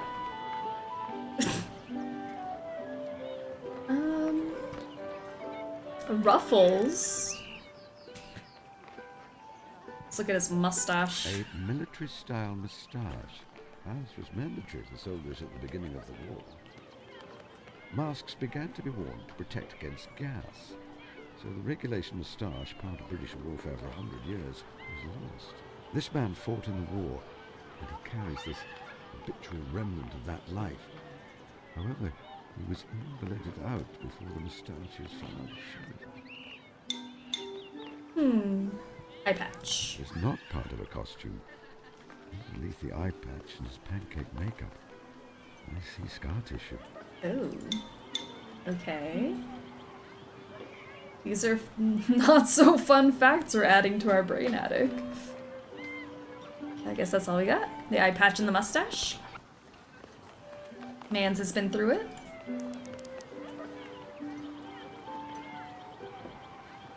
Hello, hello. You were at the front in the war, I see. Perfect conversation starter. So you were in the war. Tell me all about that. War? No. Ruffles the Clown doesn't know about such things.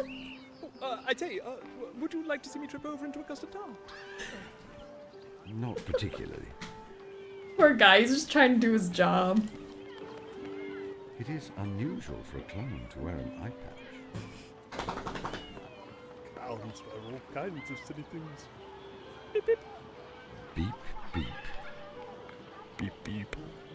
And who might you be?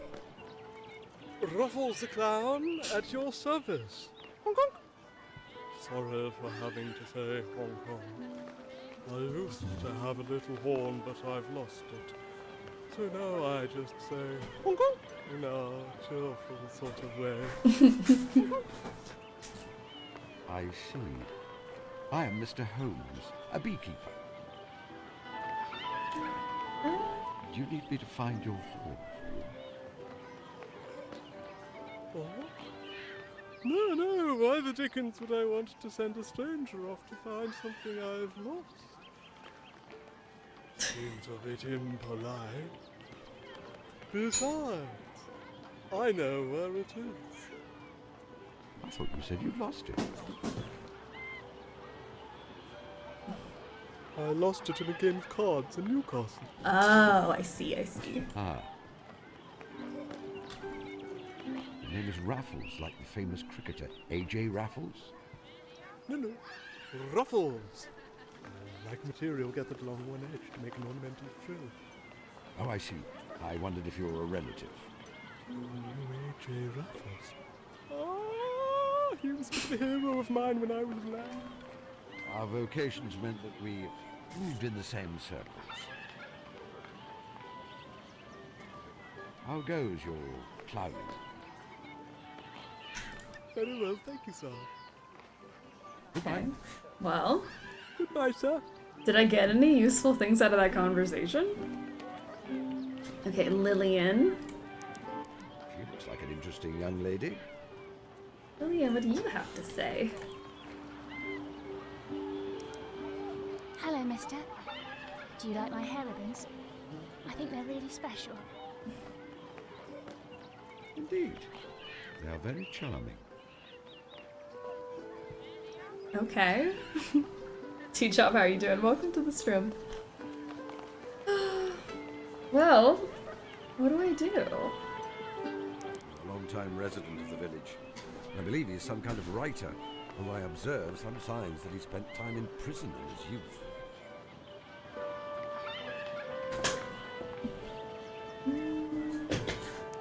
I'd better not. He always gets very anxious when I try to speak to him. Okay. One of my neighbours, a dapper gentleman in his 40s. Eh? Sorry, I didn't mean to use Philip. Let's talk to Good Philip. morning, Mr. Holmes. Hey. You know, I've been reading the stories about you ever since I was a child. I enjoy them just as much today as I did back then.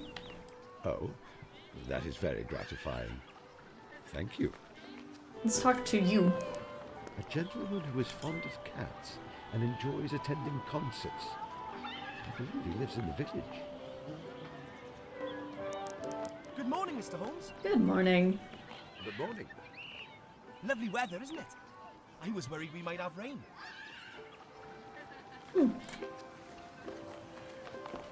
Oh, I didn't mean to walk all the way back there. Can I not look at these cakes? I guess not. Coconuts. A coconut shy. Hitting one of the coconuts with a ball permits you to keep it. Bumble, how are you doing? Welcome to the stream.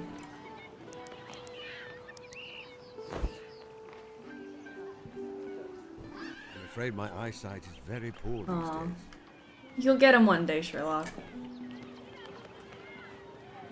What is this game about? This is Sherlock Holmes. He's retired, he's old, and he's planning a picnic.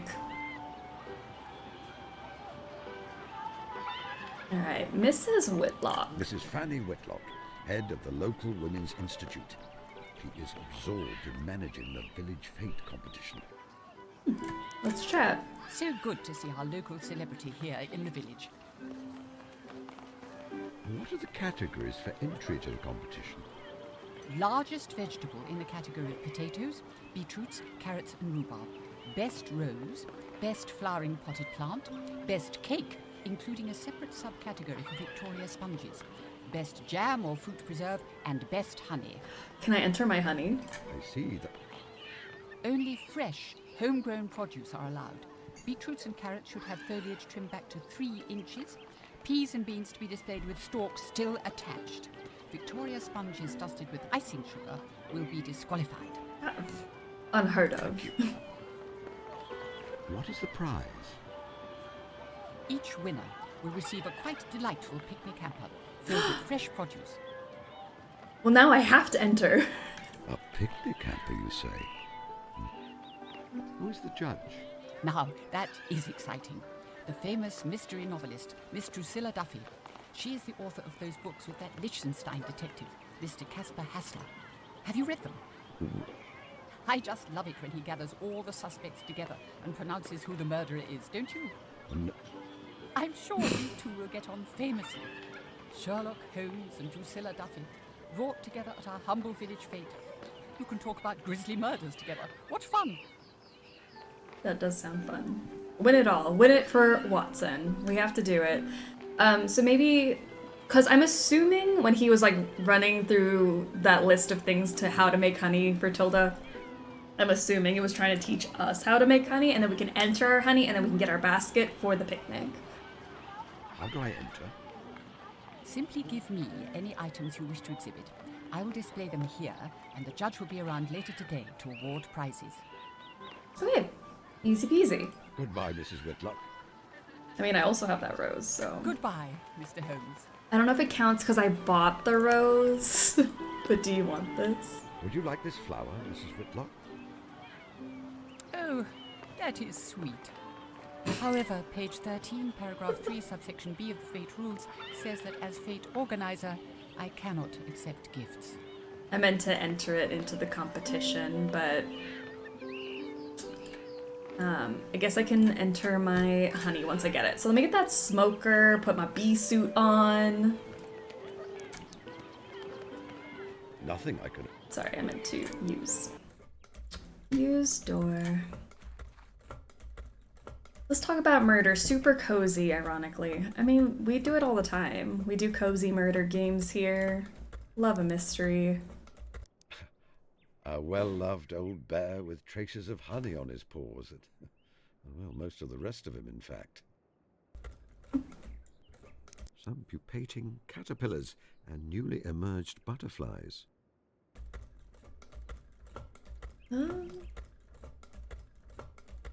Nothing else? Photograph.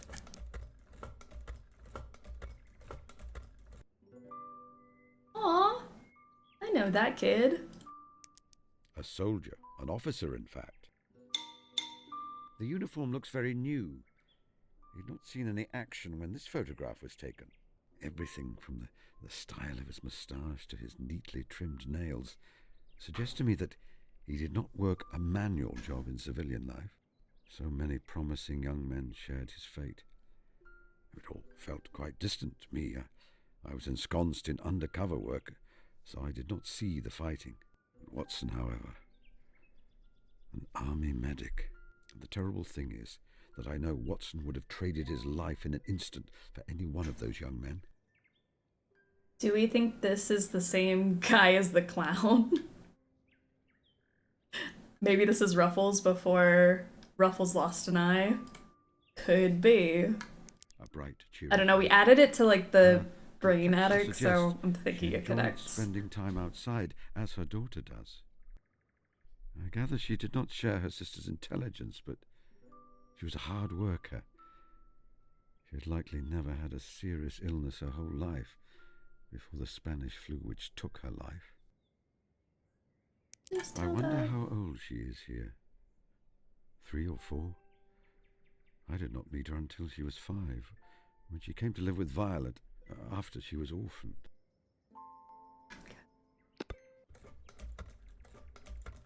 She is a handsome middle-aged woman whose round, freckled face retains the brightness of youth. Her eyes speak of a quiet, understated intelligence. She wears a slightly severe pinstripe jacket and skirt.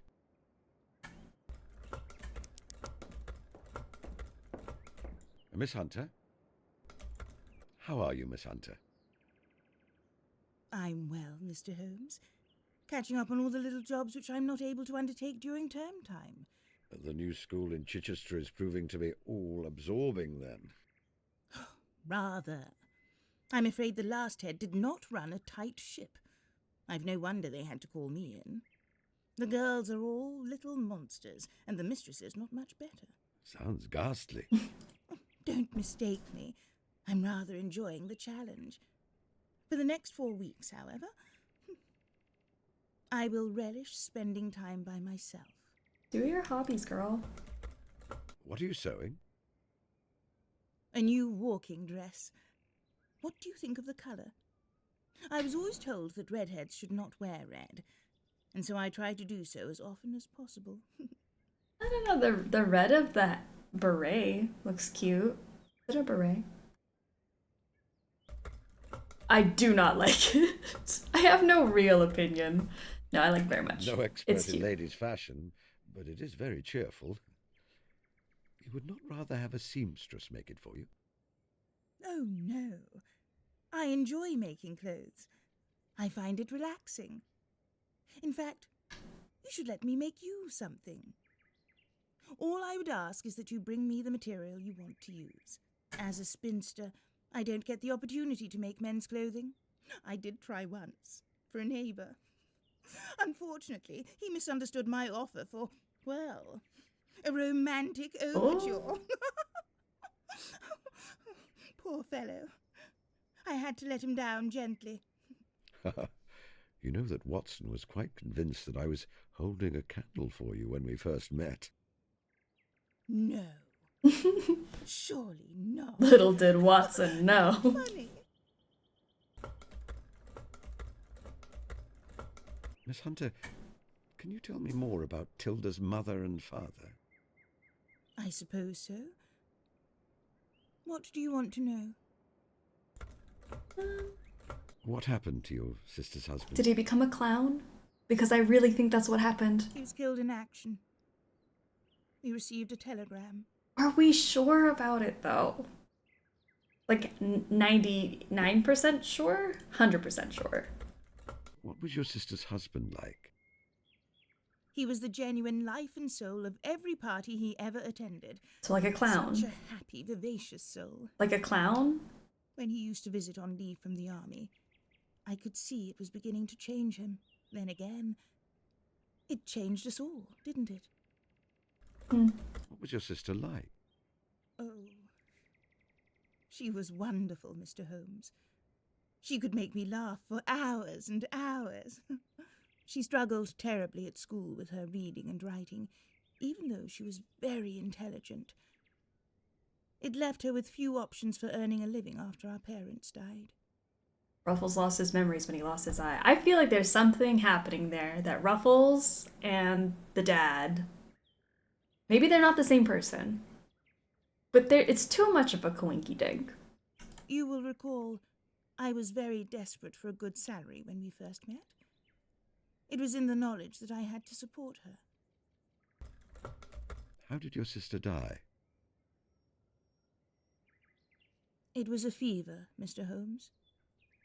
She was always such a strong, healthy person, but it took her very quickly.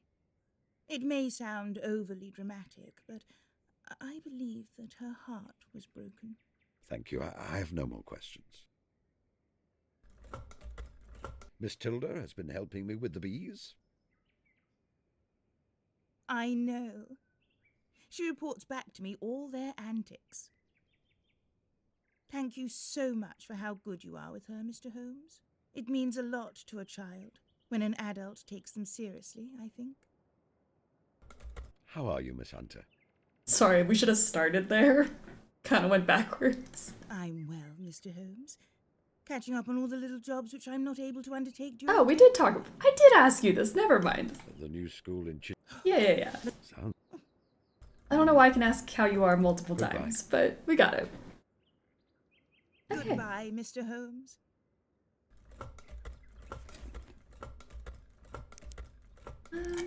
Guess that's all I can do in here. I wonder... Oh, let me go to my brain attic real quick. Because I swear Ruffles is this man. Hey, Tilda's father was a soldier, and the clown was also a soldier? That clown's face is familiar to me. Surely it is the man in the photograph. He is Miss Tilda's father. Told you. The flower seller is in disguise. Hello. Heavens to Betsy.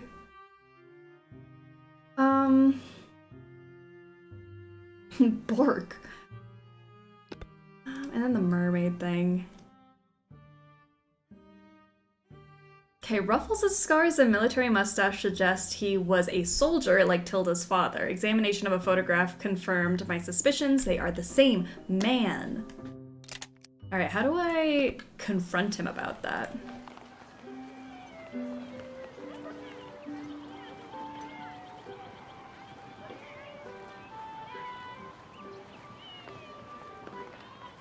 Ruffles, let's chat. Hello. I believe you are the father of a little girl. A little girl?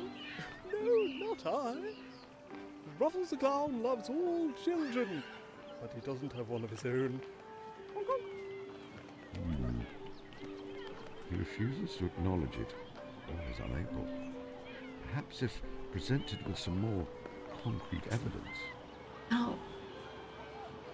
Do I just bring the child to him? What would be the evidence? Goodbye. Okay. Goodbye, sir.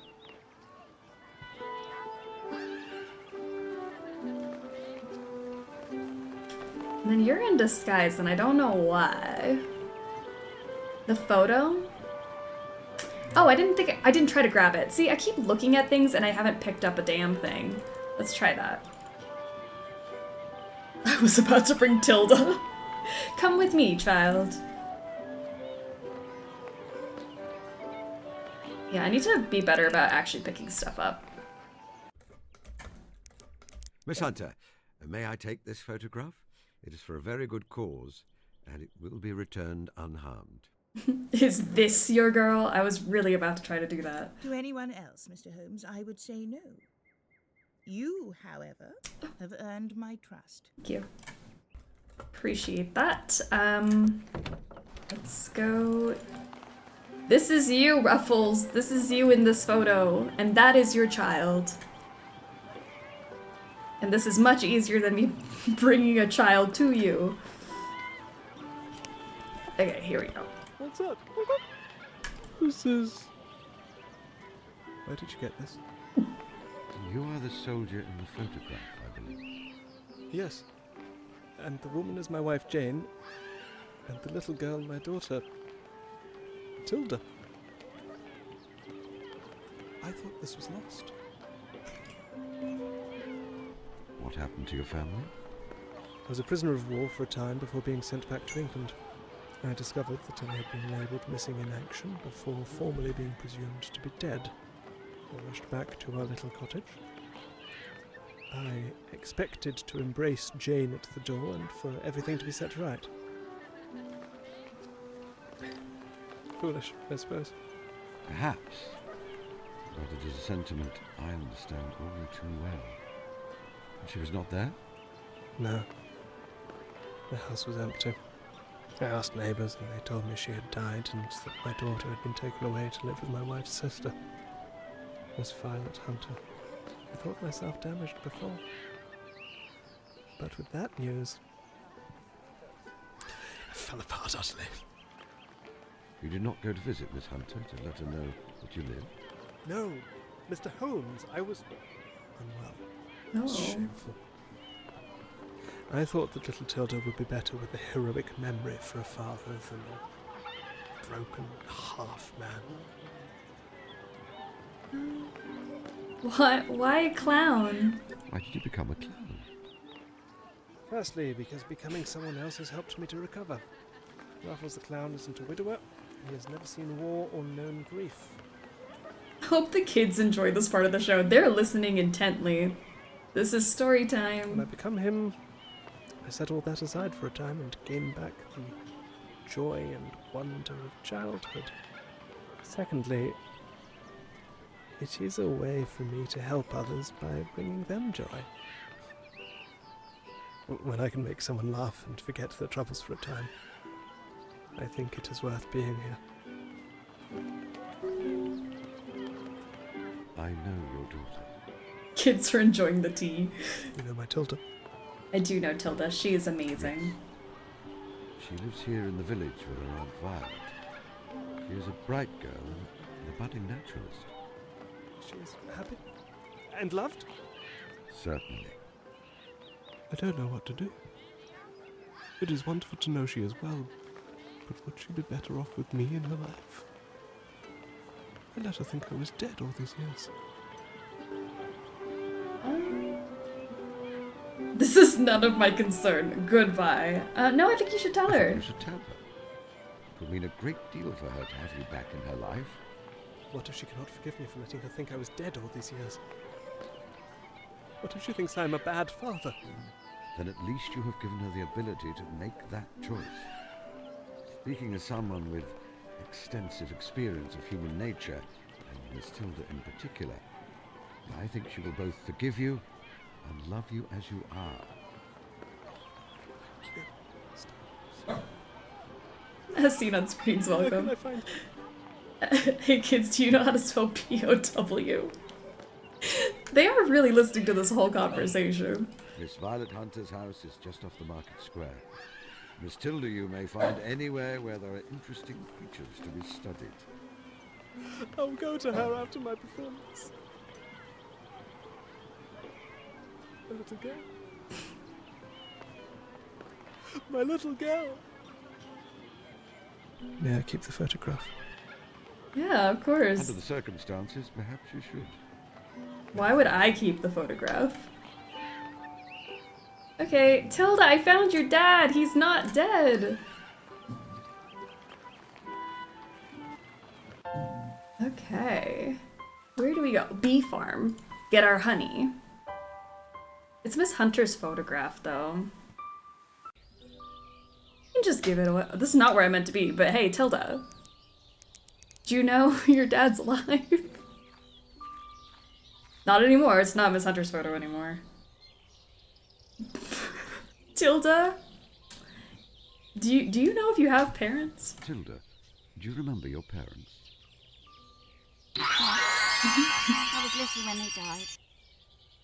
Brooks Honor, thank you for the 24 months. It's 2 whole years of being a snack. Need to believe in being nice. Yes, I quite understand. You're an orphan like me, Mr. Holmes. In a sense, my parents have both died. So don't you have any family at all? I have an older brother. He lives in London. I wish I had a big brother. But Tilda, you have your Aunt Violet. She loves you dearly. It is also possible to make family of your own choosing. Dr. Watson and I are not related by blood, but we have been as close as two people can be for many decades. Then, may I choose you to be in my family? Stop. You may, if you wish. Oh, so cute. Okay, so I think I need to get her the mermaid so I can get the jam jar. What else can I do? I've got that fur from the rat that the cat had.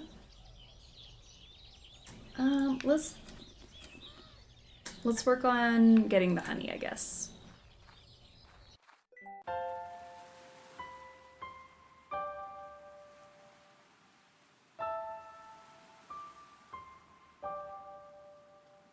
And I'll go to my bee farm.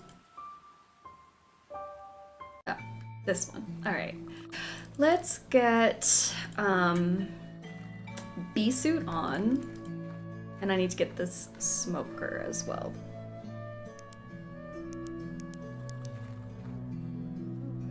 Okay, perfect. Perfect, perfect.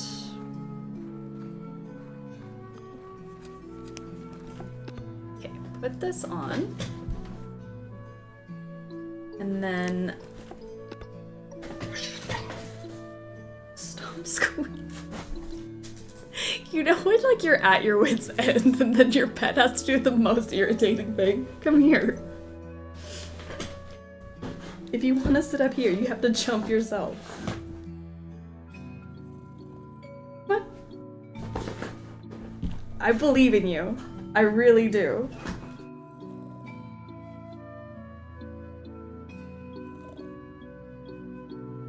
What? Bugs wants attention. Jeez Louise. Smoker with the beehives. Time out of mind that bees are calmed by smoke. The precise mechanism is a matter of hot debate in apian circles. I am of the opinion that bees communicate danger by releasing subtle smells to one another, which the smoke interrupts. I wrote a short monograph on the subject, if you're interested. Sure. It only takes a light touch. I do not want them to be stressed. Oh, yeah. Couldn't imagine being stressed right now. Are you fine? Are you happy now? Can you please stop making me look like a bad dog mom? I swear. Okay, so now I can get into the beehives. The smoke has calmed them for a short time. Do not worry, they are not harmed. Make use of beehive. There is a full tray of excess honey here. Great. I'll take it with me. So if I have the tray of honey, I take it to the extractor.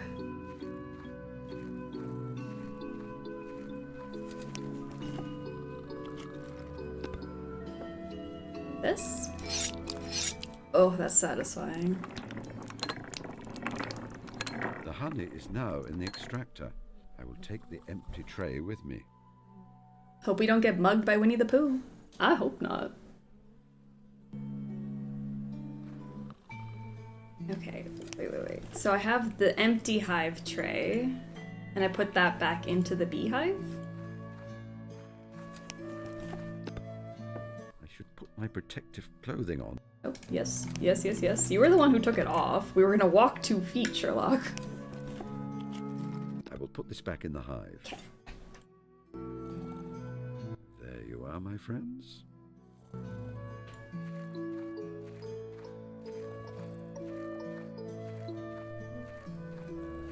So what do I do with the... Oh, well, I need the jar. I need the jar for the honey. So in order to get the jar, what do I do? Because I need to connect the dots about the mermaid, I think.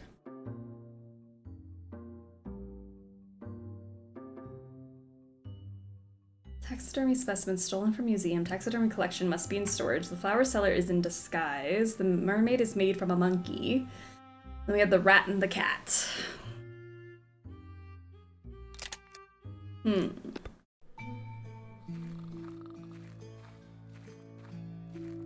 Tomorrow's newsflash. The best doggo, 11 out of 10, good girl, accuses Nina of being a bad dog mom. I swear, like, she is the most wonderful dog until I start streaming, and then she thinks that I'm, like, doing too much. She's like, you should stop and pay attention to me immediately. She wants nothing to do with me any other time. Grandfather clock. Dr. Johnson once noted that time, with all its celerity, moves slowly to him whose sole employment is to watch its flight. One does not need to worry about time racing forwards with this particular clock.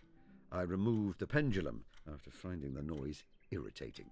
If you hear any ticking, it is coming from the clock behind you on the opposite wall. It's her. She's a girly. She's a girly pop. Who is now perfectly content now that my butt is hanging off my seat. It's been a day, guys. Okay, well, can I just give them my cat? Oh, but she's sleeping and looks so peaceful. I don't wish to wake her. Besides, it would compromise her dignity. Oh, wait, I didn't see this phone before. Hello, operator. The Diogenes Club, London, if you please. Best doggo, silly ball of fur. Yes, hello. That's her. Just wanted a nap.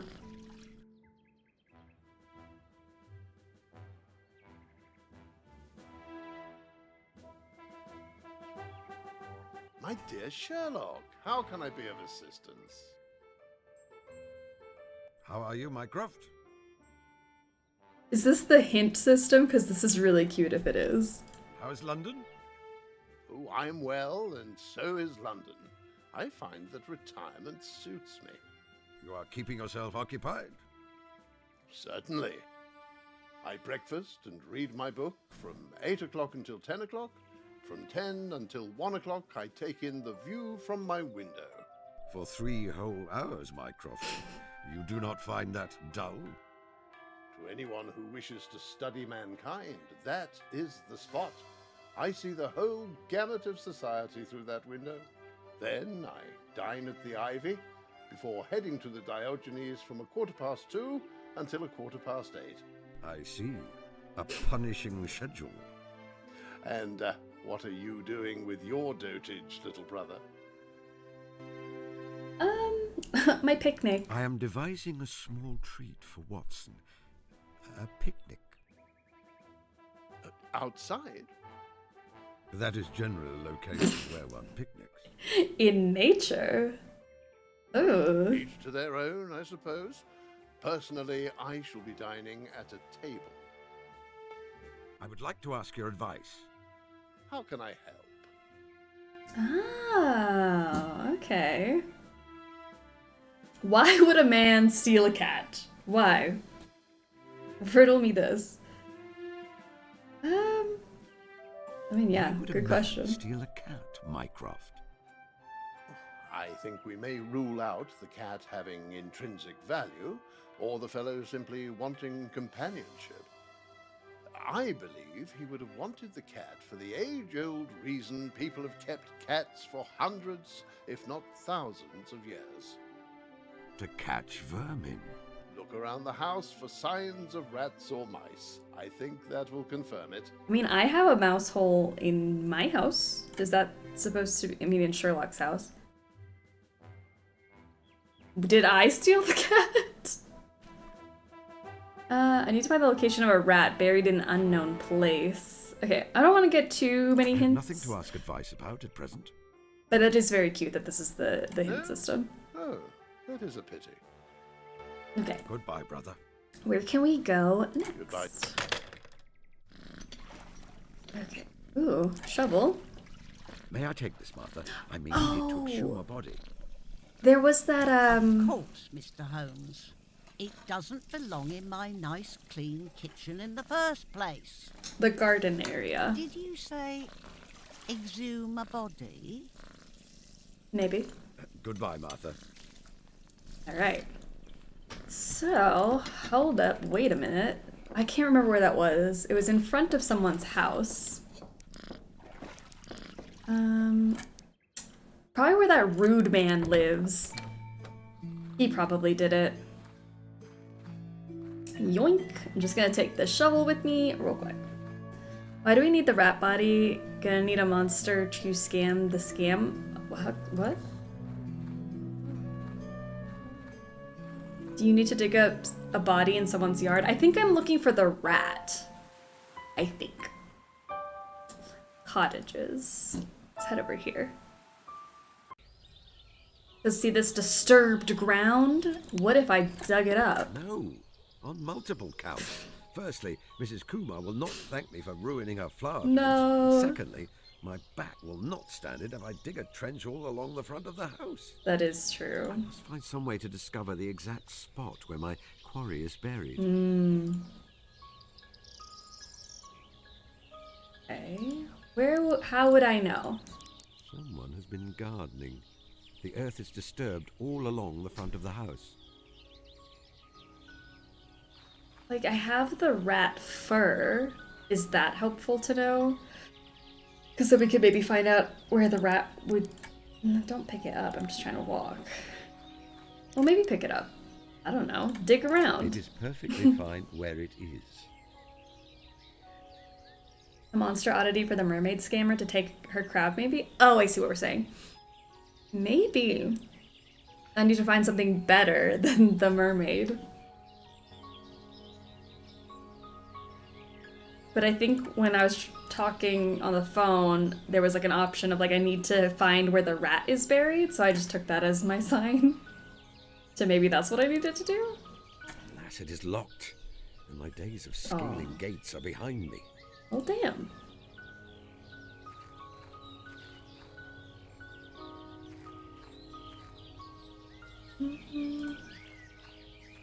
Like, nothing else is really standing out to me. I don't know where exactly that thing would be buried. I can't dig up the whole garden, but I have to dig up something. I just don't know what. And then I have to get this mermaid lady off the beach. Good morning. Are you enjoying your visit to our little town? It's lovely. What a wonderful view of the sea. I don't suppose you've heard any news from London. Can I tell her about the... None at all. I've been so busy. Haven't seen a newspaper in days. Yeah, that's why I was like, maybe I should tell her about the taxidermy thing.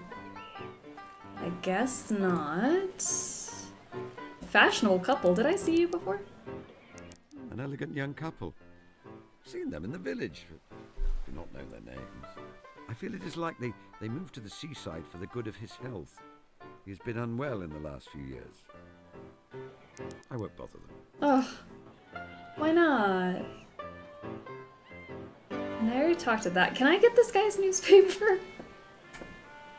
Watson would not approve. Last year, I attempted to demonstrate to Stackhurst how one can use their opponent's weight against them in the Japanese martial art of baritsu.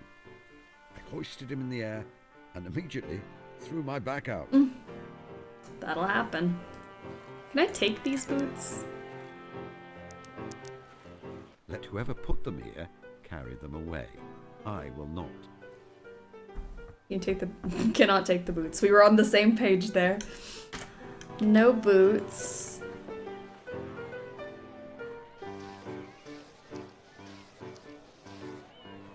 I want to just take this mermaid. Excuse me, sir.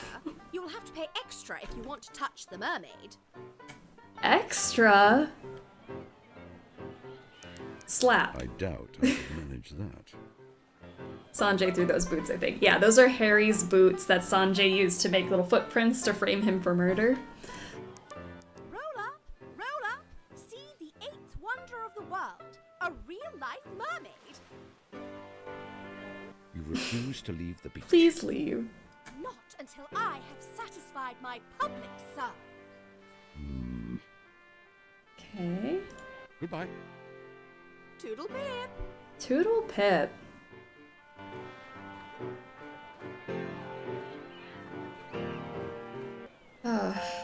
Okay. Where to? I need the jar to do the honey to get the basket of food for the picnic. But in order to get the jar, I need to give Tilda something better than a newt, which apparently can't just be her father. Can I not give her her father? That's better than a newt. Right?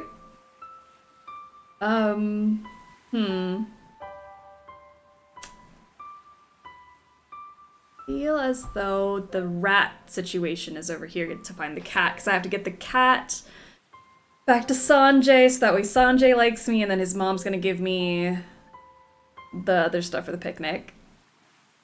I don't know why I'm stuck on that thought process. To make a monster and make them fight for the crowd? How would I make a monster, though? Could the kids know something about the rat? The kids? Let's go see. These kids or those kids? Well, I guess I can't talk to those kids. There's only that one kid at the crowd. Let me talk to Tilda and Sanjay, see if they know anything about the rat.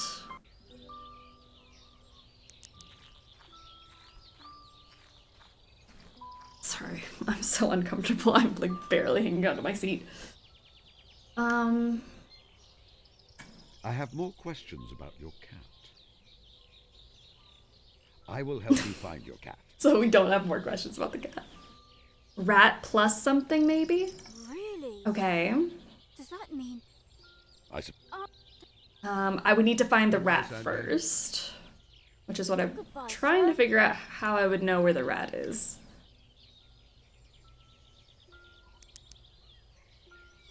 And then harvesting honey. That's all I can do there.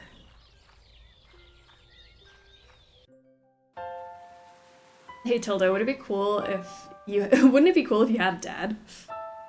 Funny thing. I found one for you.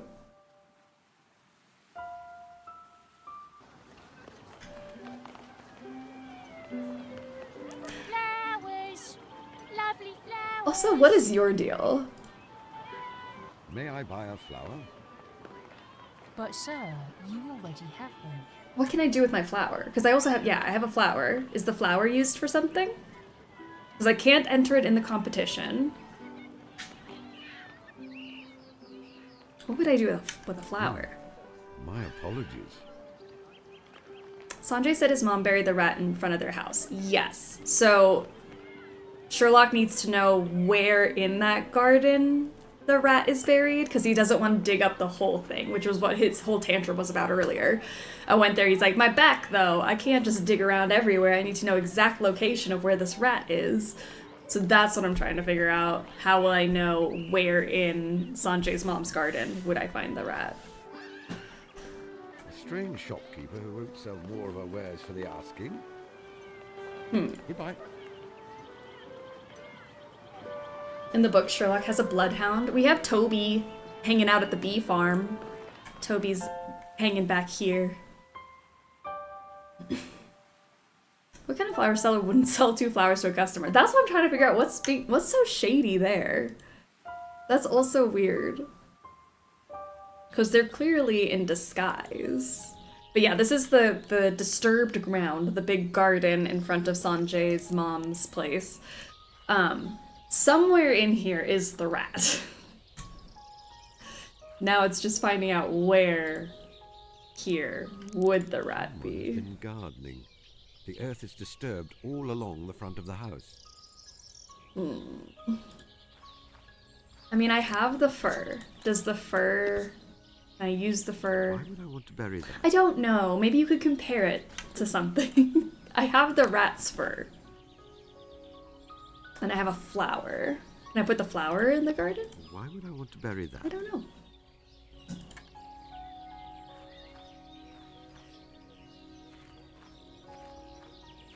Should I maybe ask Toby now that we brought up Toby again? Maybe Toby can come with us? Toby has the best nose in England. That could be it. I haven't tried to do anything with Toby because Toby's just chilling. Now there, my boy, would you like a cuddle? Not right now, Holmes. There might be a cat watching. and I'd never hear the end of it. Ah, well, I suppose you never were a lapdog. Well, maybe I can give the fur to Toby. What say you, Toby? Can you sniff out the creature this fur belongs to? Love? Sorry, old man. My nose is excellent, but I don't smell anything similar to this around here. What, can you go that way and tell me? Seems he can't find a scent in this location. I should try somewhere else. Well, then can Toby come with us? Hello, Master. Toby, I need you to go to that other house. Oh, follow me, Toby. There we go. Of course, Master. Will there be interesting things to smell? Cats to woof at?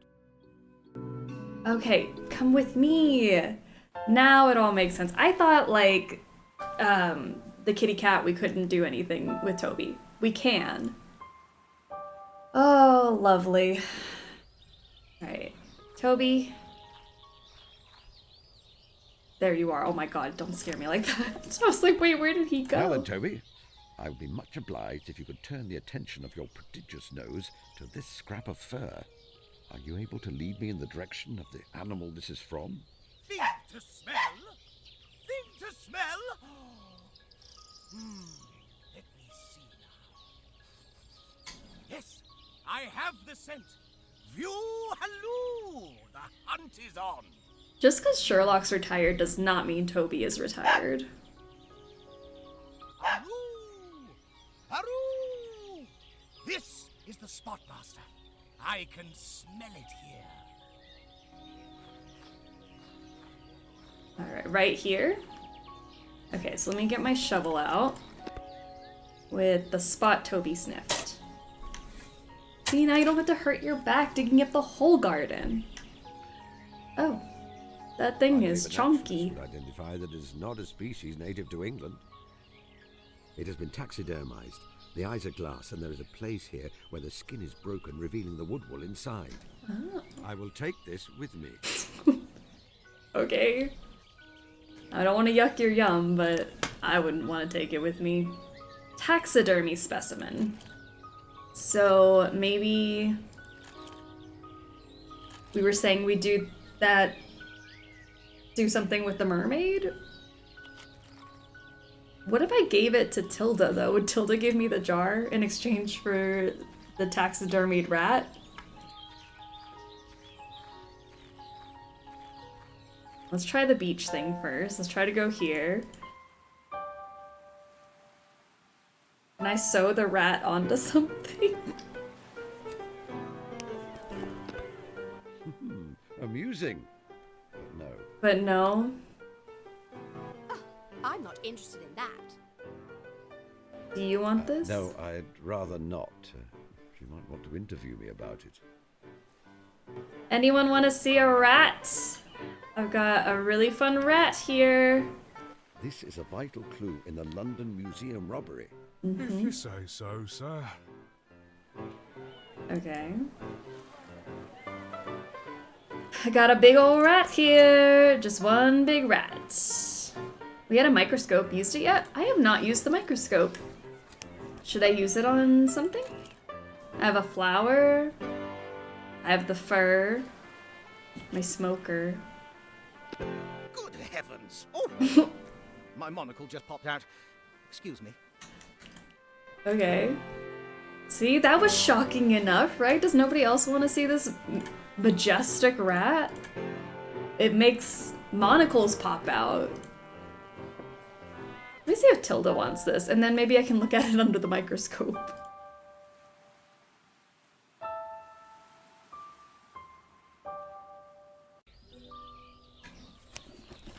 Tilda, this is clearly better than a newt. What do you make of this, Miss Tilda? Is that a nutria? It's a nutria! It's a what now? A nutria is my absolute favourite large herbivorous semi-aquatic South American rodent. You may consider it to be yours. Mr. Holmes, thank you. Thank you. This is the nicest present anyone has ever given me. Really? I want this now. As per our bargain, you will permit me to take this jam jar? Yes, Mr. Holmes. I can go newt fishing another time. Thank you. Okay, so now that I have my jar, oh, progress. Good stuff, good stuff. Good call on the Toby of it all. Alright, back to our farm. Let's get our honey, entered into the competition, get the basket, confess our feelings to Watson, the end. I still need Sanjay to forgive me. Hold on.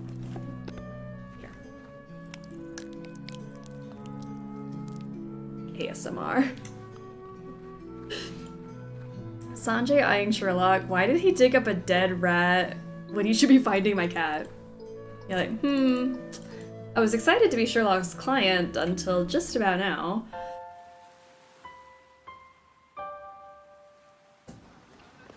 Okay. Why is he still here juggling? Go reunite with your child.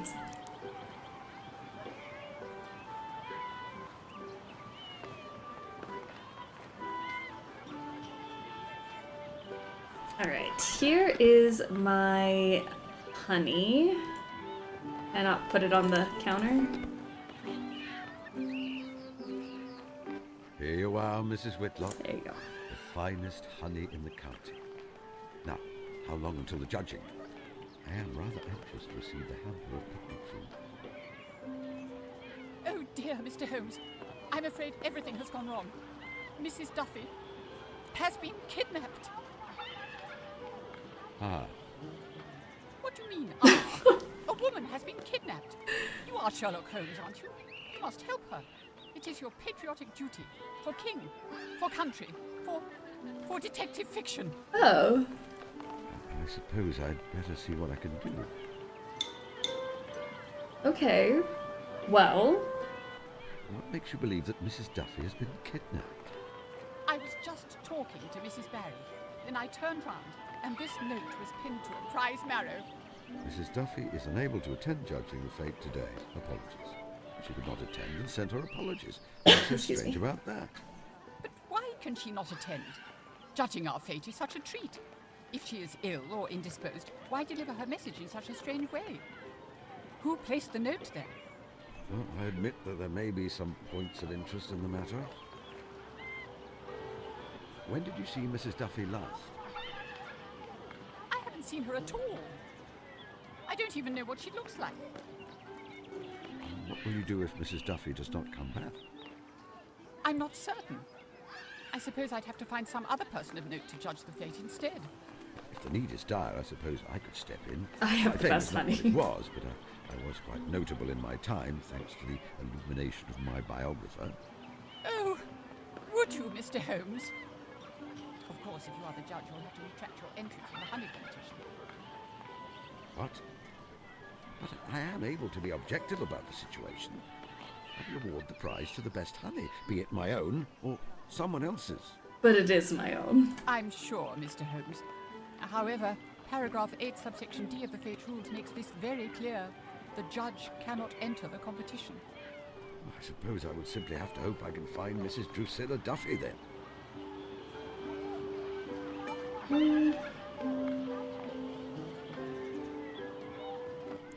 My friend, Dr. Watson, could judge your fate. He is a best-selling writer and a celebrity in his own right. And if he is judge, I can enter my honey and win the picnic hamper. I'm afraid not, Mr. Holmes. Paragraph 8, subsection E of the Fate Rules says that the judge's household cannot enter either. Damn. Household? He's at least staying with me temporarily. At least that seems to be his plan. I have hopes. Very well, then I will find another solution.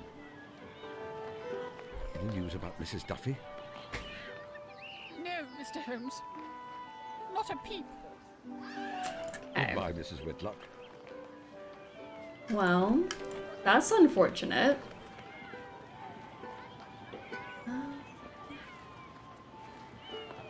At least my honey is done. Now I just need to find someone to judge the competition. He has his own room in your house, Sherlock. Really. Like, he lives with you.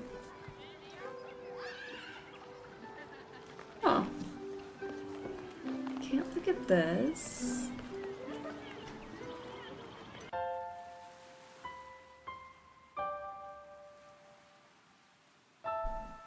I've lost my train of thought because that really threw me. I was so excited about the honey, and now what? I have to find the cat. I think this creepy man stole the cat, to be honest. But I don't know how to prove it. Do I have anything from the cat that Toby can? Toby, do you want this flower? He ate it. Toby! Well, now I don't even have a flower anymore. Toby! What in the world? Okay,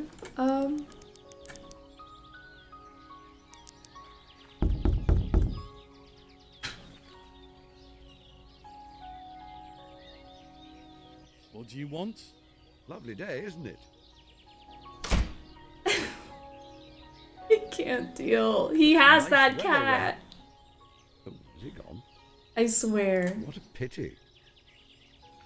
Toby sees, Toby chomps. I mean, now I'm down an inventory item.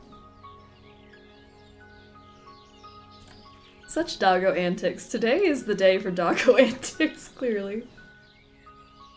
At least now you can buy another flower from the vendor. Maybe, if they'll let me. They're being real weird about it.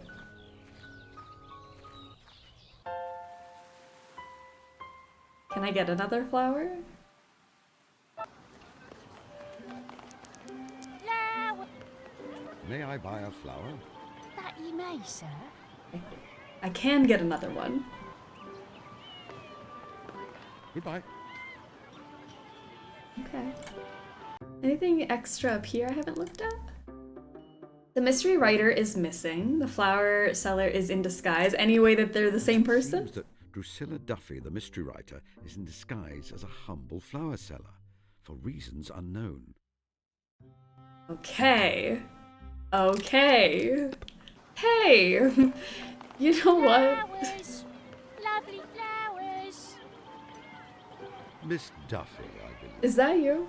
What? No. I'm Rose. Rose Smith, the flower seller.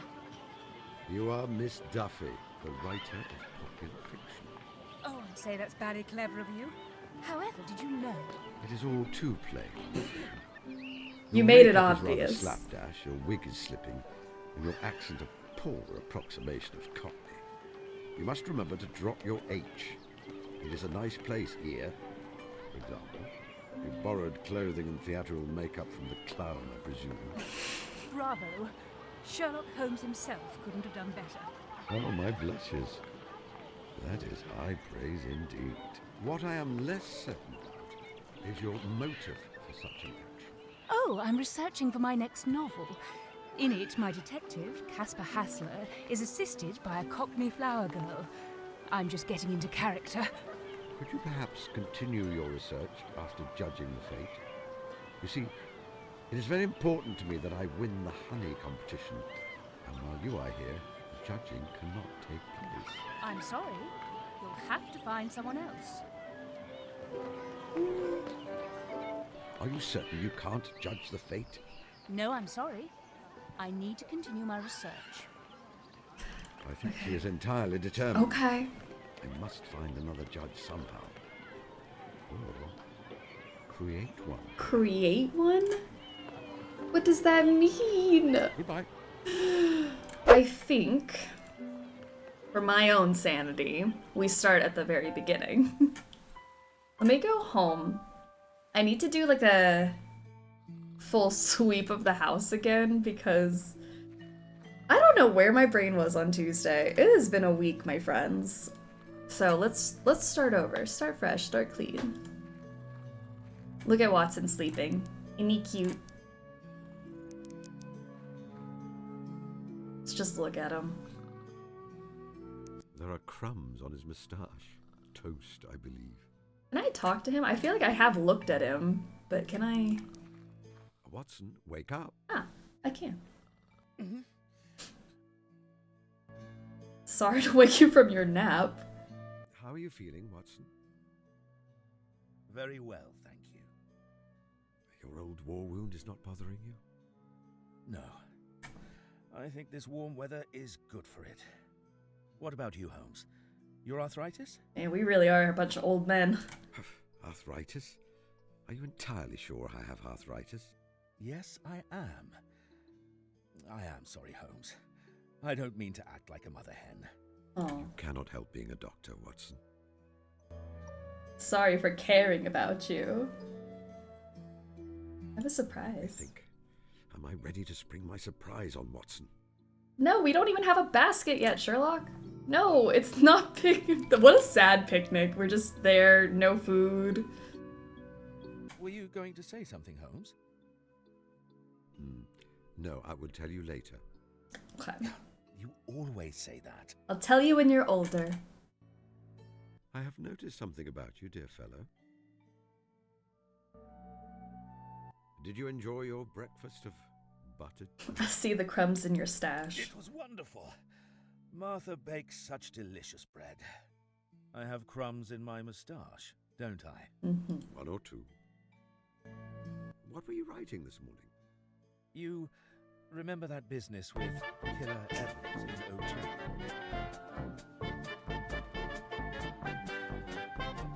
T.S., welcome to the stream and all of you sexy, beautiful raiders. What is going on? Welcome, welcome.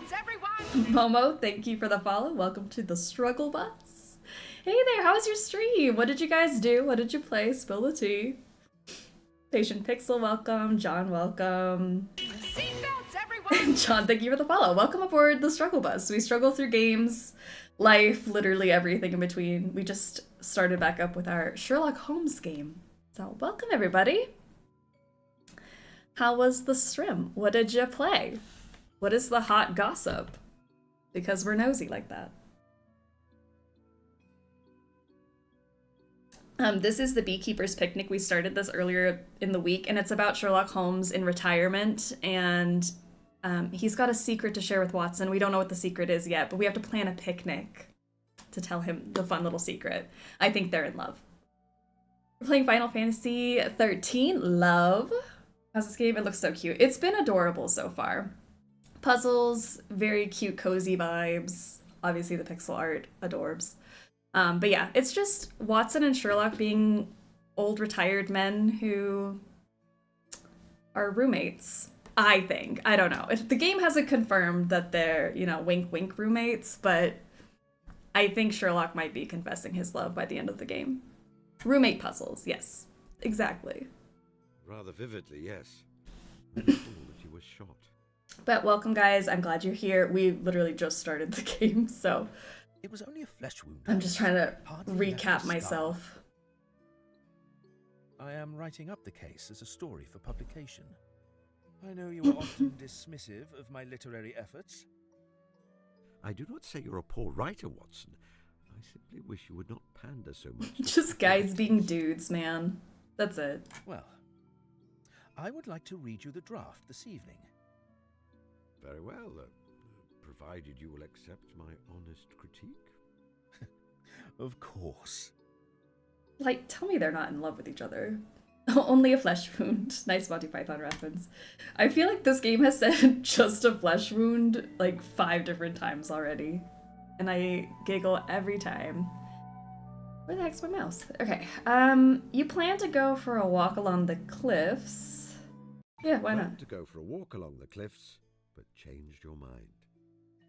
Holmes, you will never entirely convince me you cannot read minds.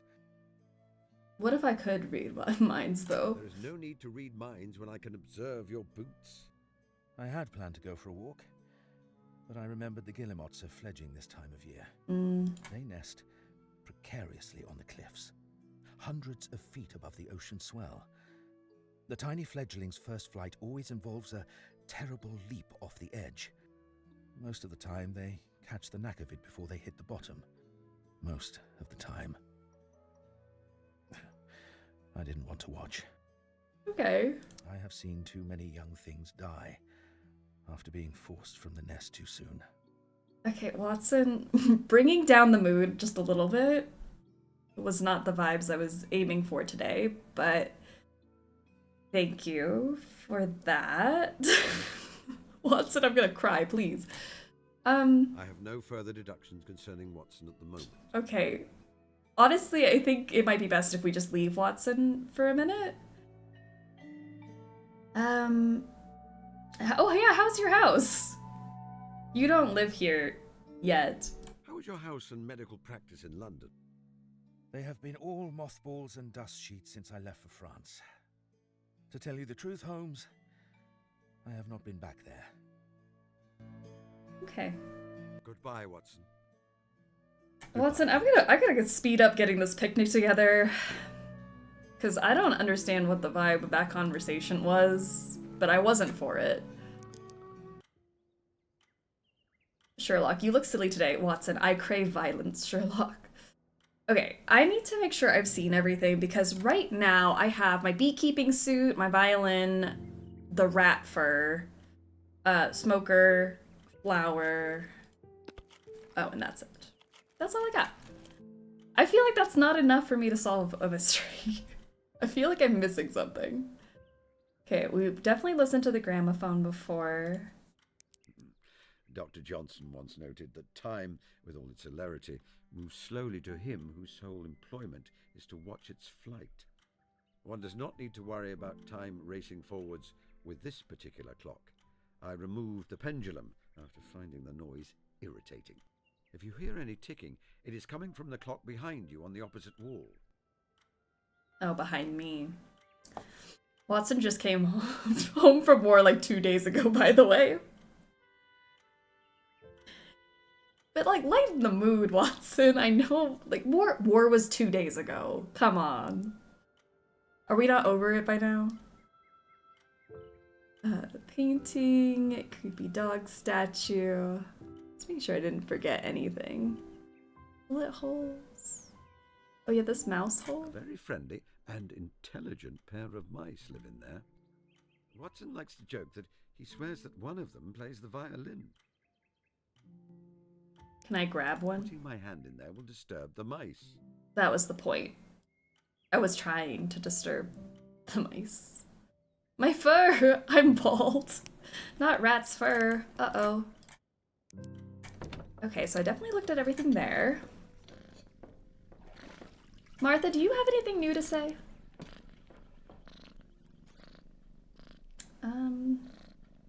Where are my lockpicking tools? Where are my lockpicking tools?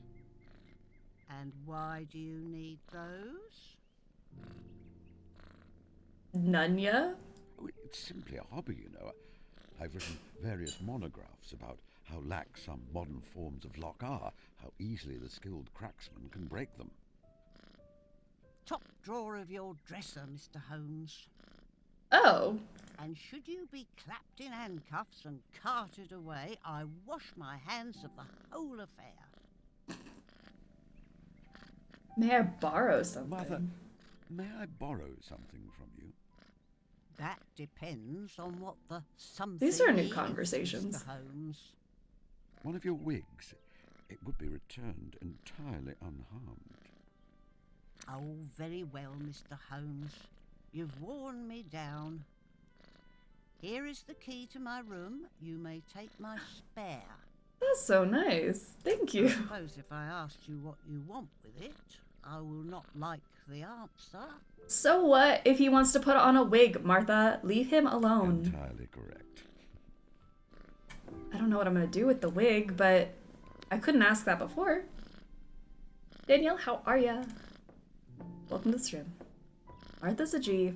I mean, thank you, Martha. That was so nice. Did I look at this one? Print of the Shipwreck by Claude Joseph Vernet, who is my esteemed ancestor. It explores concepts of the sublime, the horrible and powerful, meeting the beautiful. I have always found it profoundly moving. Okay, I think... we'll pet Hodge again. Silence, but she's everyone! sleeping. Hansa, welcome to the struggle bus. Welcome aboard. Pet the cat. Pet the cat. Oh, she's sleeping. Besides, it would compromise her dignity. You're right. We shouldn't pet Hodge because it would compromise her dignity. Excuse us. But adorable. In my room is my lockpicking kit. In my drawer. Have you worn wigs? When will you wear wigs? Okay. Holmes's room. Drawer.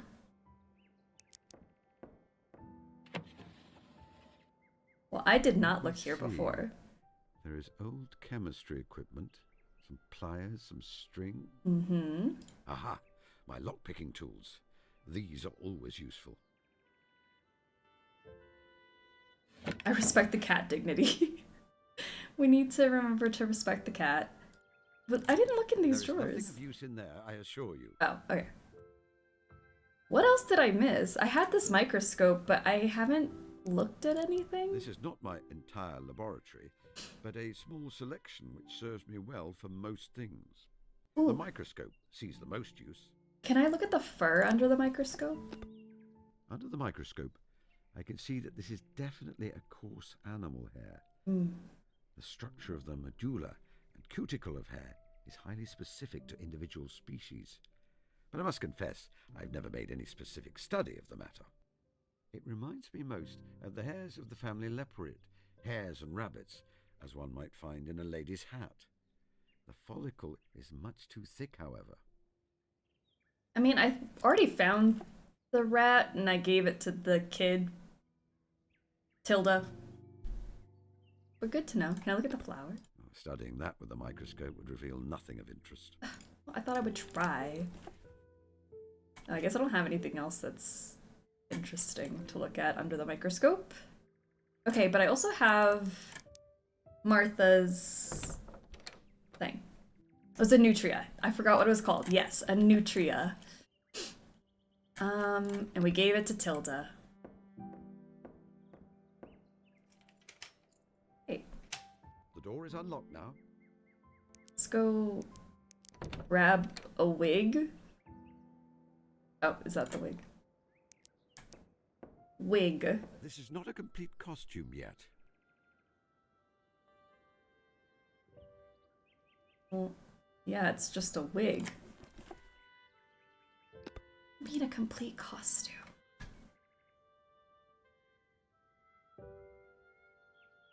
Alright, Sherlock, with your crazy talk. Pipes? Martha's got like a whole collection of pipes. That would not go well for me, I think. Oh, I like that she has a whole collection and a place to display them. A nutria in Spanish is an otter. Okay, I thought a nutria was its like own thing. Is it a type of something that because I've never heard of a nutria before now, and apparently everyone knows what a nutria is. Especially Tilda, she was thrilled. Imagine your job is to be caretaker of Sherlock Holmes. He would always play you like a fiddle, which he actually does in his free time. Lazy like, oh, guess like a violin. So true. Let me see now. My eyes are quite weak, but I can make out the writing. It is the alphabet. How charming. The alphabet is charming. Martha stitched this herself. My eyesight is rather poor. Let me see if I can read the motto. Ha! How droll. It is rather rude. I would not dream of sharing it in polite society. I want to know what it says. Sherlock, I mean, I guess gatekeep girl boss all you want, but that was mean. I want to know what it says. I feel like I was left out of the joke, and not a fan of that. Let me see if I missed anything in here, now that I'm realizing how much I've missed. Mirror, fez, we saw the stethoscope. Oh, did I look at this? I remember that day. I was convinced that it would be the end of all things. That with a beautiful young bride, Watson would forget the friend who he used to lodge with. Okay. I don't know how this game is going to end and what the secret is, but if Sherlock was worried about Watson getting married and being forgotten, I feel like there's some underlying things there. It was nearly true. We did not see each other for a few months. It is only with the distance of years that I realize that was due to my own stubbornness.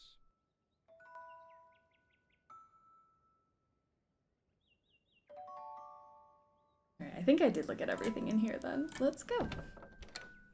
Nutria in English is its own animal. Unless I misunderstood your statement. No, I truly didn't know what a nutria was. So a nutria in English is like, it's animal, but nutria in Spanish means otter. Language is so funny. But yeah, I had never heard of a nutria before this game. Education. I feel like every stream I learned something new. I'm gonna be in my old Sherlock retirement age, still streaming and learning new things.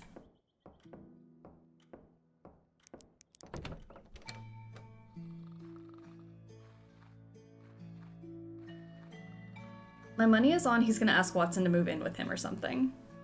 I feel like that's more likely than him like proposing or something. I don't know what it is. What could we possibly be telling Watson that we need to plan a whole picnic for it? This is like a whole special occasion. Okay, so now what do I do? I got a lock-picking kit and a wig.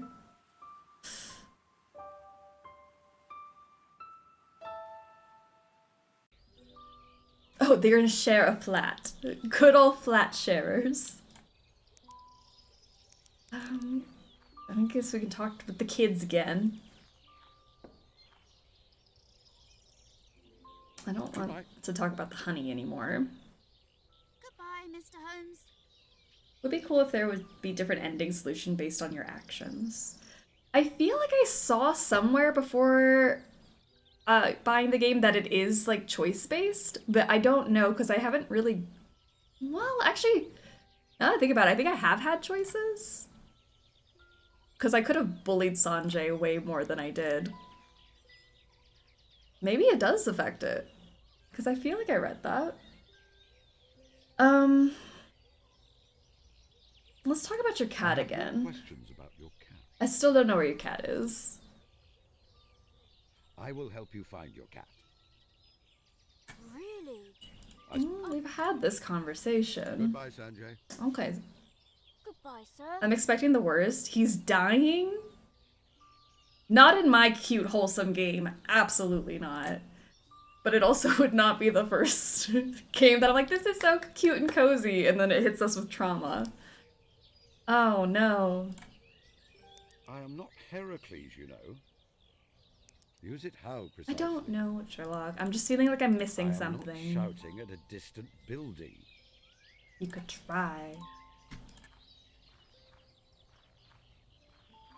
Phoebe, how are you? Can I barrel into chat with good news that's only tangentially related to me? Yes, obviously.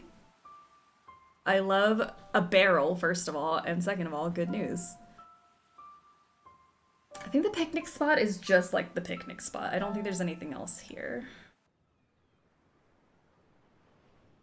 Because we saw the footprints. This was all like a made-up thing from Sanjay. I'm not missing anything there. That's the crowd down at the beach. One of my best friends had her baby! Oh, I love! Congratulations to your friend. Congratulations to you. You have a new baby in your life. That's very exciting. Her husband sent me pictures of their kitty meeting their son. I love pets and babies meeting. So cute. Congratulations. That is great news to come barreling in with. Oh, the beach. The beach. And the mermaid, not mermaid. That's what we got going on here. This is a... Let me look at it again. A monkey and a fish sewn together. Is that what we said it was? The tail has been created from paper and glue. Okay, paper and glue tail attached to a monkey. The features seem simian to me. I like a monkey. I think this is stolen from the whole taxidermy thing, but I don't know how to prove it. I know she did it, but I just can't prove it. And then our friend is over here. Hello, Holmes. Anything else I've missed here? He invited you to dinner. Oh. Can I borrow your monocle? Could I borrow your monocle for the afternoon, my dear fellow? Whatever for? Suppose if I were to say that it's for some amateur dramatics, you would not believe me. No, I would not. I think it is for mischief. Good fellow. Sorry, I didn't mean to skip over that. He paused and I clicked. Okay, well, thank you. Goodbye, Stackhurst. This boot's good for nothing. I think the boots are nothing. Give my regards to the doctor. The boots. Sanjay stole, like, the bully from his school's boots and then, like, tried to frame him for murder and then threw his boots off the cliff. So that's what those boots are. We can't pick them up. We can't do anything with them. My whole day has been made. I'm so glad. That's lovely news. How are the bees and how is Sanjay? Sanjay is still missing his cat. I think the bees are fine. I haven't done anything with the bees today. I feel like I looked at everything there. Let's go to the... You think the nutria was one of the stolen taxidermy? That's what I think. Didn't we piece that together? Maybe we didn't. I swear we did, though. Because we dug it up and it was stuffed. It was like glass eyes and a stuffed nutria. We gave it to Tilda, so the evidence is gone. But I'm pretty sure it was part of it.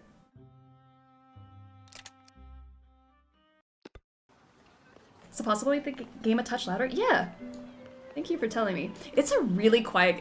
I can barely hear it, which means I know you guys can definitely not hear it. Yeah, let me know if that's better. It's been very quiet. Or I could just be loud, you know that too. I can turn myself down. Sanjay has never done anything wrong in his life. You... I refuse to be the kind of old man who stands around talking to himself with no purpose. I meant to talk to the flower seller, not talk to yourself. Okay, so this is the woman, the author, who's supposed to be judging the competition, but she's undercover and she won't judge the competition, and I don't know why. Are you certain you can't judge the fate? No, I'm sorry. I need to continue my research. I think she is entirely determined. I must find another judge somehow. Or create one, perhaps. That's why I'm grabbing. I was like, why is he grabbing the wig and asking about that monocle? Because those were all new conversations. Like, when did this happen? I think we have to make a disguise. Goodbye. That makes sense. Okay. Or create one. Create a judge? Time for cloning experiments. Let's do it. How are you doing, Wobble Pop? Welcome. Okay. Wait. So can I put this wig on? I would be best wearing it with a complete outfit, don't you think? I don't know. I think you'd look good with just a wig on. Okay. Doing lovely. Great. I'm doing well. Thank you for asking. I talked to you already. This is the clown who was like a soldier who left his family when he came back home.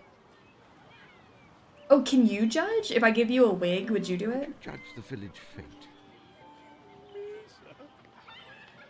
I'm not sure I'm well known enough for that. Great. Besides, Great. I'm needed here to entertain the children. They'll be sad if I leave. Are you sure? How goes your clowning? How goes your clowning? Very well, thank you, sir. Okay. Goodbye. Libby Bear, how are you? I like the art style. Isn't it cute? Hi, sir. It's very cozy. Can I talk Better to... not. He always gets very anxious when I try to speak to him. Good morning, Mr. Holmes. You know, I've been reading the stories about you ever since I was a child. I enjoy them just as much today as I did back then. Oh, that is very gratifying. Thank you. This is a point and click one too. Yes, this is point and click. Sherlock Holmes and Watson in retirement age. Good morning, Mr. Holmes. Very cute. Good morning. Lovely weather, isn't it? I was worried we might have rain.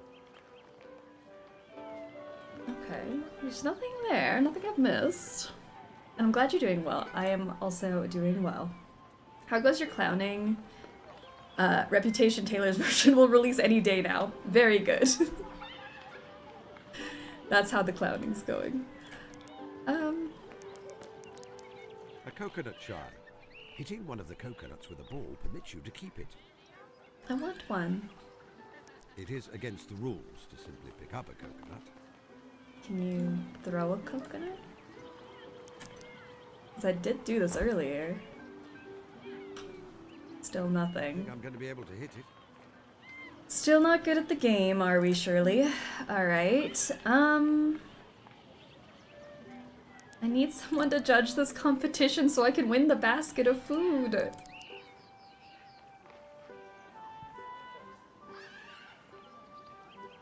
Any news about Mrs. Duffy? No, Mr. Holmes. Not a peep. Goodbye, Mrs. Whitlock. Okay.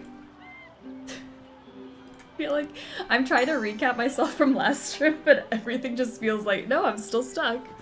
BB, thank you so much for gifting a sub to Kater's Gonna Kate. Kater's Gonna Kate, welcome to the snack pack. You like snacks, you are a sexy snack. You know that already, though. Pick a lock. I haven't found a lock to pick. Is there a lock somewhere? I haven't seen a single thing that's locked. Maybe I'm not remembering. Tuesday seems like a long time ago. It's not like I missed anything here. Miss Hunter? The gate where you harassed the fella. Oh! Was it locked? I will go back there. I'm trying to like go back through everything and make sure I didn't miss anything, and I haven't been there again yet. Okay, the gate. I didn't realize that it was locked and we could pick it. I thought he was just trying to be a nice neighbor. Like, I shouldn't go into people's backyards. Let's try that though. How are you, Miss Hunter? I'm well, Mr. Holmes. Catching up on all the little jobs which I'm not able to undertake during term time. The new school in Chichester is proving to be all-absorbing, then. Rather. I'm afraid the last head did not run a tight ship. I've no wonder they had to call me in. The girls are all little monsters, and the mistresses not much better. Sounds ghastly. Did I miss any clues? Don't mistake me. I'm rather enjoying the challenge. For the next 4 weeks, however, I will relish spending time by myself. Goodbye. Be nice and keep knocking on the door after being told to leave 3 times. Goodbye. I mean, I was just trying to welcome him to the neighborhood. He was overreacting, I think. How about Sanjay's neighbor? Okay, well that's where we're gonna go next. It's the last place I haven't revisited. I was like, there had to have been something I've missed somewhere, and then I found the wig and the lockpick. So that's great. And I have a monocle. So now, the only other place I would have missed something is here. Breaking into someone's house? Seems aggressive, but alright. And Sanjay's mom's in there, which we can go talk to her also. But let me look at this gate that we are speaking of. This sturdy iron gate is locked. Not for A long. cracksman of moderate skill could get through it with the right tools. Okay. A generally law-abiding beekeeper would also need sufficient reason to do so, of course. See, that's what confused me. He said he needed reason. Do we have reason? I guess we do. Did monocle work with the coconuts? I thought the monocle was part of the disguise. Maybe it does work with the coconuts. I've already left now. I gotta go back. Crimes. Why are we breaking into this man's house? Commit crimes to solve crimes. Oh my god. I don't feel bad anymore. That man stole Sanjay's cat. Confirmation. My eyesight is not what it was, but that white blur could be a cat. Why? I knew something was wrong with that man. He gave me bad vibes. And look at all the rats. A fat rat. Oh, well, don't body shame the rat. Okay, we've got rats. Another rat. Another rat. Another rat. Another one. Box of Looks like papers. there may be documents inside, but I cannot see properly from here.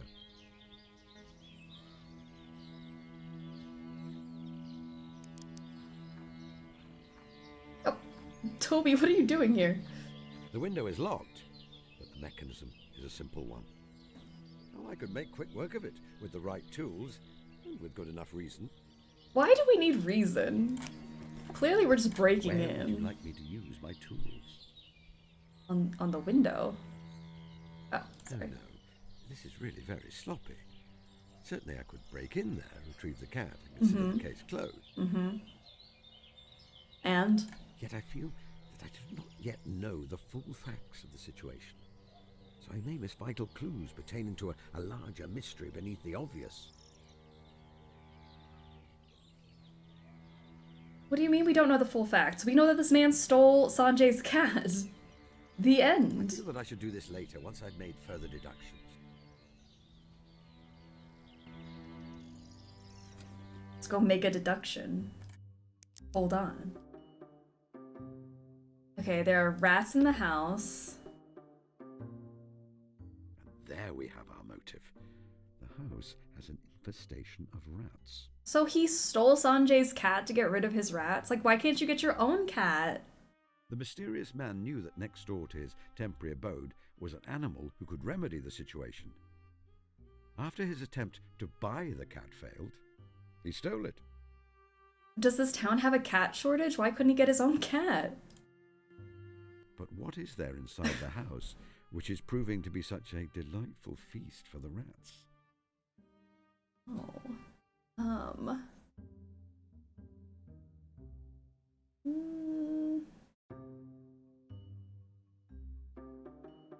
I don't know. Or ask to borrow the cat. Like, hey, let me be honest, I have a rat problem. Can I borrow your cat for the afternoon? I deduce he did not steal the cat but borrowed it to get rid of his rat problem. But that cat's been missing for a while. That's not a... I don't know. That's a long time to be borrowed. Rent a cat? Great business idea. Someone should do that. Well, it was taken to protect something. No, I do not think that connection will help. Protect something. Now the picture becomes clearer. The presence of the specimen buried in front of Mrs. Kumar's house confirms that the stolen taxidermy collection is nearby. Yes. Sherlock, did we not already know that? Unfortunately, our criminal's plan to keep the specimens safely stored until he was able to sell them was foiled by the infestation of rats. That makes sense. Okay. Sorry, I jumped on all over you, Sherlock. You're making sense. He stole the stuff. I'm like, yeah, obviously it was in the yard. Solution to the problem, not while the police are on high alert. So he took the cat, hoping it would drive the rats away. Oh, sneaky. I feel it is time I retrieve the cat on behalf of my client. Oh, was that good? Now we have reason because the guy stole the taxidermy, and then he had a rat problem, and then now we needed to steal the cat, take care of the rats that were coming up onto the taxidermy that he stole. The taxidermy collection would be a rat snack. Interesting. Do I connect these now? Could it be that the cat discovered one of the taxidermy specimens which was stolen from the museum? Mm-hmm. I would only know for certain if I could locate the remains of the animal. Now we're down to one clue. The mermaid being made from a monkey, who I think was also stolen from the taxidermy collection. Okay, so now he has reason, so we can break it. Let us see about picking this lock. He's so cute picking his locks. Hey, what's that?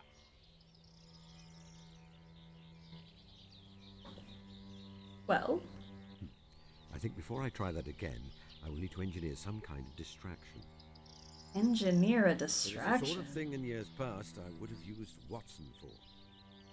Should I ask Watson to make me a distraction? Well, if there is a butterfly up there, I will take your word for it.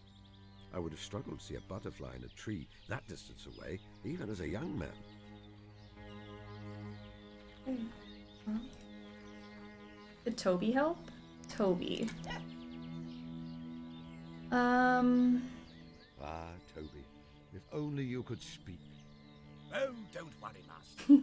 You have that nice doctor fellow to talk to now, so Yes, I do. you don't need to be lonely. Use Sanjay as a distraction? I don't A distraction? I'm content with hats and belly buttons. Okay. That's enough talk. He said that he would have had Watson help him. That's why I was thinking we go ask Watson. But maybe Watson... Maybe he just meant like, oh, in the past that I would have done that. Right. I don't know how Sanjay can be a distraction, but let's go see.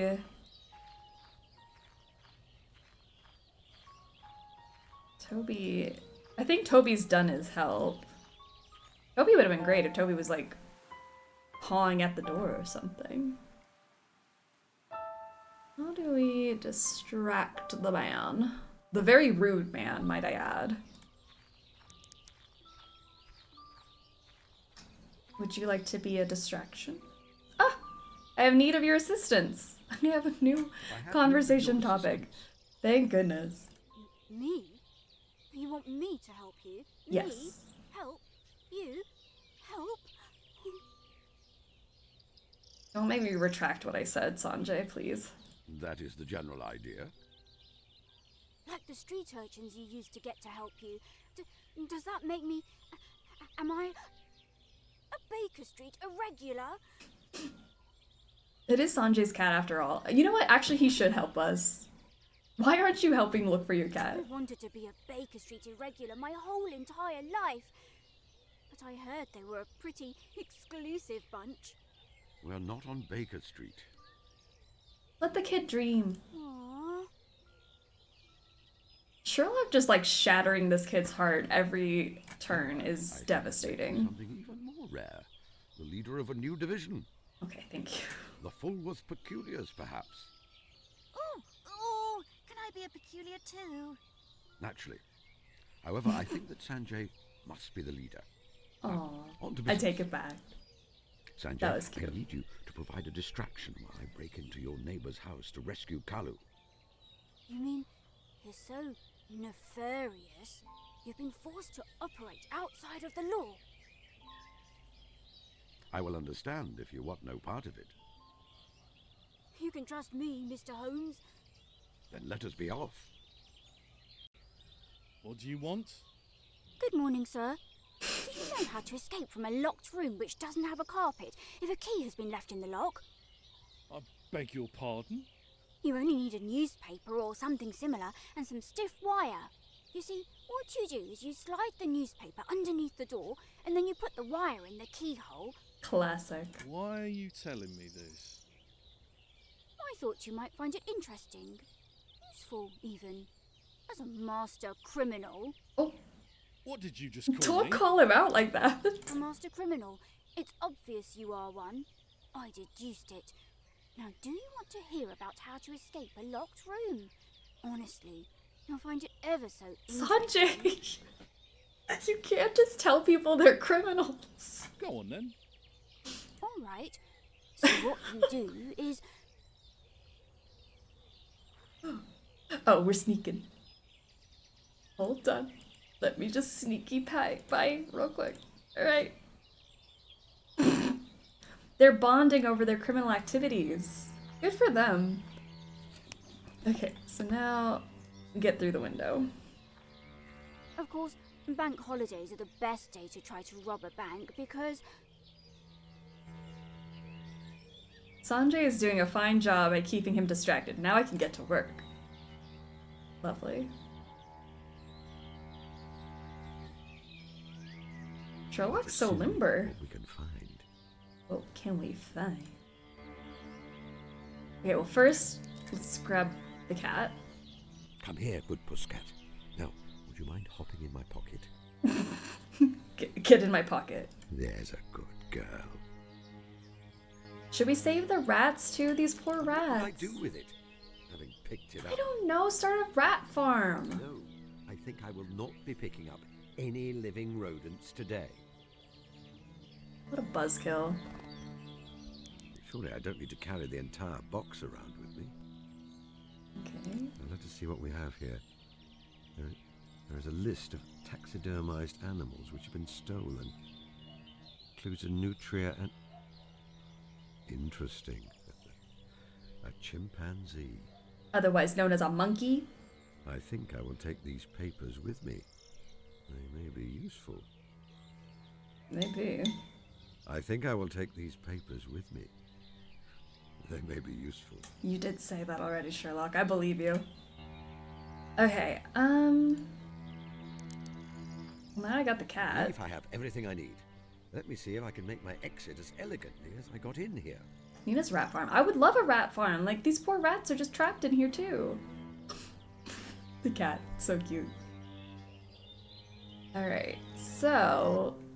he put that in his notes.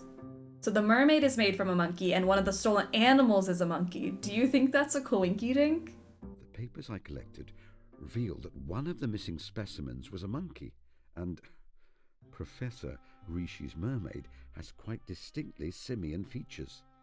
The suspicious provenance becomes clear. That's all of our info. There's no need to do that again. Yeah, I think so. I don't want to crawl through windows anymore. Oh, they're still chatting up a storm. Not now. I must use the distraction while I can. Oh, I can't be like, Sanjay, come on, I got the cat. Let's leave. Maybe I should put the cat back inside. Like, here you go, here's the cat. It is not me you must apologize to, Mr. Holmes. Oh. Well, Sanjay's busy right now. Mr. Holmes, my boy is very upset with you.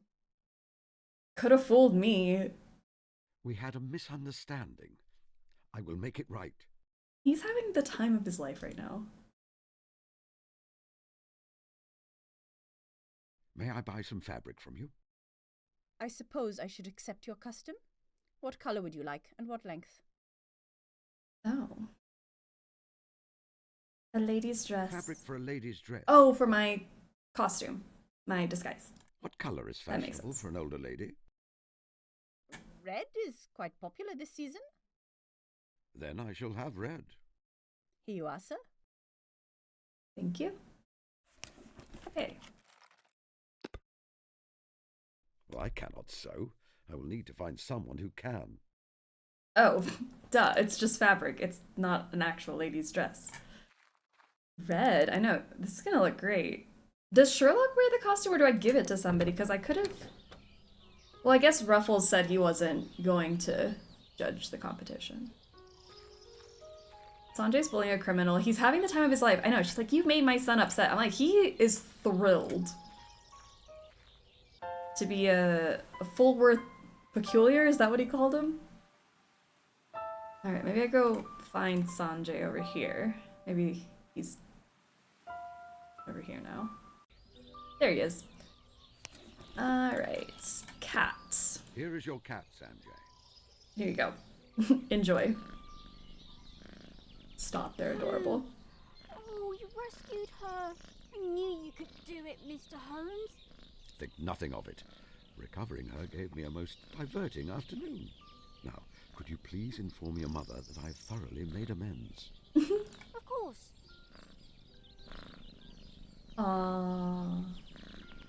I hope the disguise is for us. Unless we have to put Sanjay in the disguise. He could judge the competition. Okay, so now that his mom knows he's not upset anymore, I can get my stuff from her? Question mark?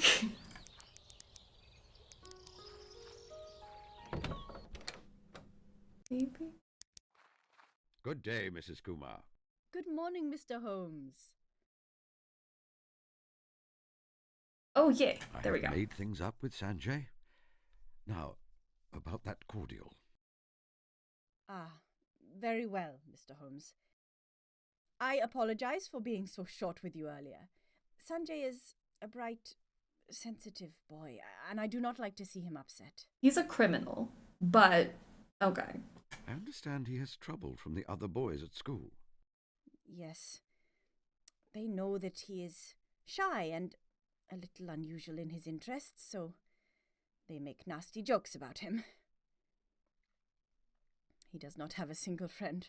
Kids are mean. A lamentable situation. But not the whole truth, I feel. He is very close friends with Miss Tilda. Mm-hmm. But they never talk. That is how it is with some friendships. They might not talk, but they stay close to one another while they go about their favorite pastimes. I'm gonna cry. That's so true. Those are the best friendships, too. Comfortable silence and just doing your little hobbies together. I see. That is a comforting thought. Here, Mr. Holmes, have this elderflower cordial with my compliments. Thank you. Thank you, Mrs. Kumar.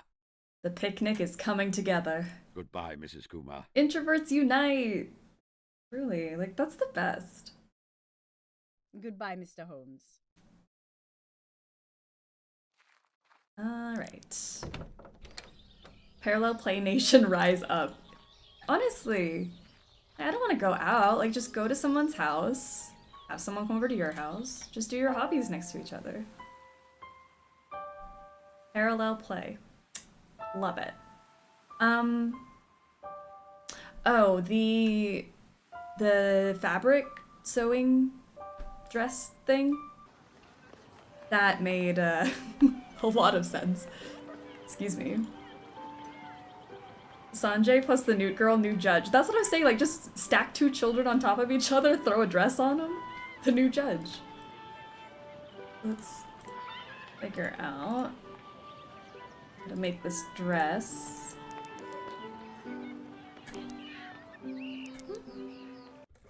Really, just come over and read a book while I play Aspire or something. Yeah, that's it. That's literally all we ever need. Miss Hunter, I'm afraid I must beg your assistance in a desperate matter. Of course, Mr. Holmes. How can I help? The judge of the village fete, Drusilla Duffy, has shirked her duty. Without awful. her, the competition cannot go ahead. It is absolutely vital that it does.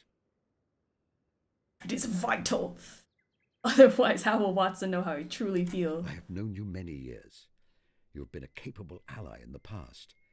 Can I rely on you to use this cloth and your wit to aid me in creating a new Drusilla Duffy?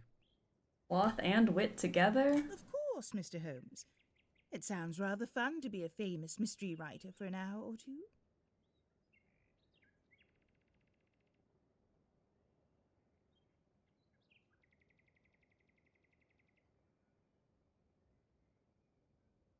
We get to wear the dress. Very elegant. Oh, my blushes. You think so? We look so good. I will combine it with the wig I acquired earlier to make a complete disguise. You may borrow an old straw hat of mine, too. Thank you. Dreams do come true. Oh my gosh. Lovely. Okay, so then what's the monocle for? Maybe it is for the coconuts. We should try that. I thought the monocle was part of the disguise. Let's try that on the coconuts, and then I guess we put on the dress and pretend to be a judge. Monocle. That will not be of any use.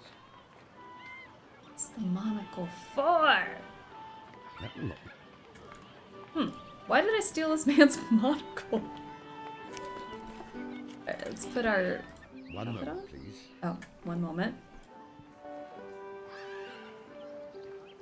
Strip behind the tent. Give me a second. The pose and everything. Not even Watson would recognize me dressed like this. We should test it out. We should see if Watson recognizes us. Can I leave and see if Watson notices? A little bounce in our walk. The patootiest of cuties. Who's gonna know? Who would know? Do you recognize me? I don't suppose you'll ever guess who I am. The Miss Drusilla Duffy. At your service. Gosh, poor blimey, Governor. Do you think my accent is improving? No. Flowers! Lovely flowers! Okay, well.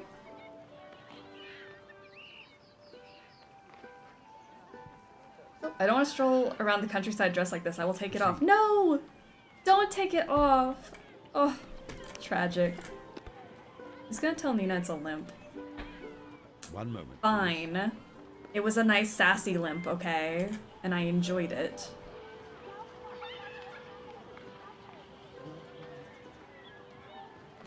Dress up gang unite. Look at us both in disguise. The girly pops will keep gaslighting. I'm sad we can't go see Watson like this, though. Not even Watson would recognize me dressed like this. Okay, well, let's pretend to be Drusilla. Do excuse me. I sent my apologies earlier. However, I'm now available to judge your competition. Oh! You mean to say you are... Mrs. Drusilla Duffy. Can't you indeed. tell? May I just say, I am dearly fond of your Caspar Hassler books. I especially love 5 Deaths in a Balloon. Indeed. That was certainly one of my more improbable entries in the series. Perhaps. But I just love the part with all the otters. Here, let me show you the entries you need to judge. Watson would propose on the spot. That's okay. That makes sense. That's why we can't go see him in this dress. I think my honey's the best. As Just I saying. suspected, my honey is by far the best. So I can award it first place without compromising myself. There we go. It's not cheating if it's Mr. true. Holmes will be pleased. I will have to give him his picnic hamper when I see him next. And I have this lovely bouquet as a thank you for you, Miss Duffy. Oh, thank you. And we got flowers? I write mystery stories myself. Would you care to have a look at them?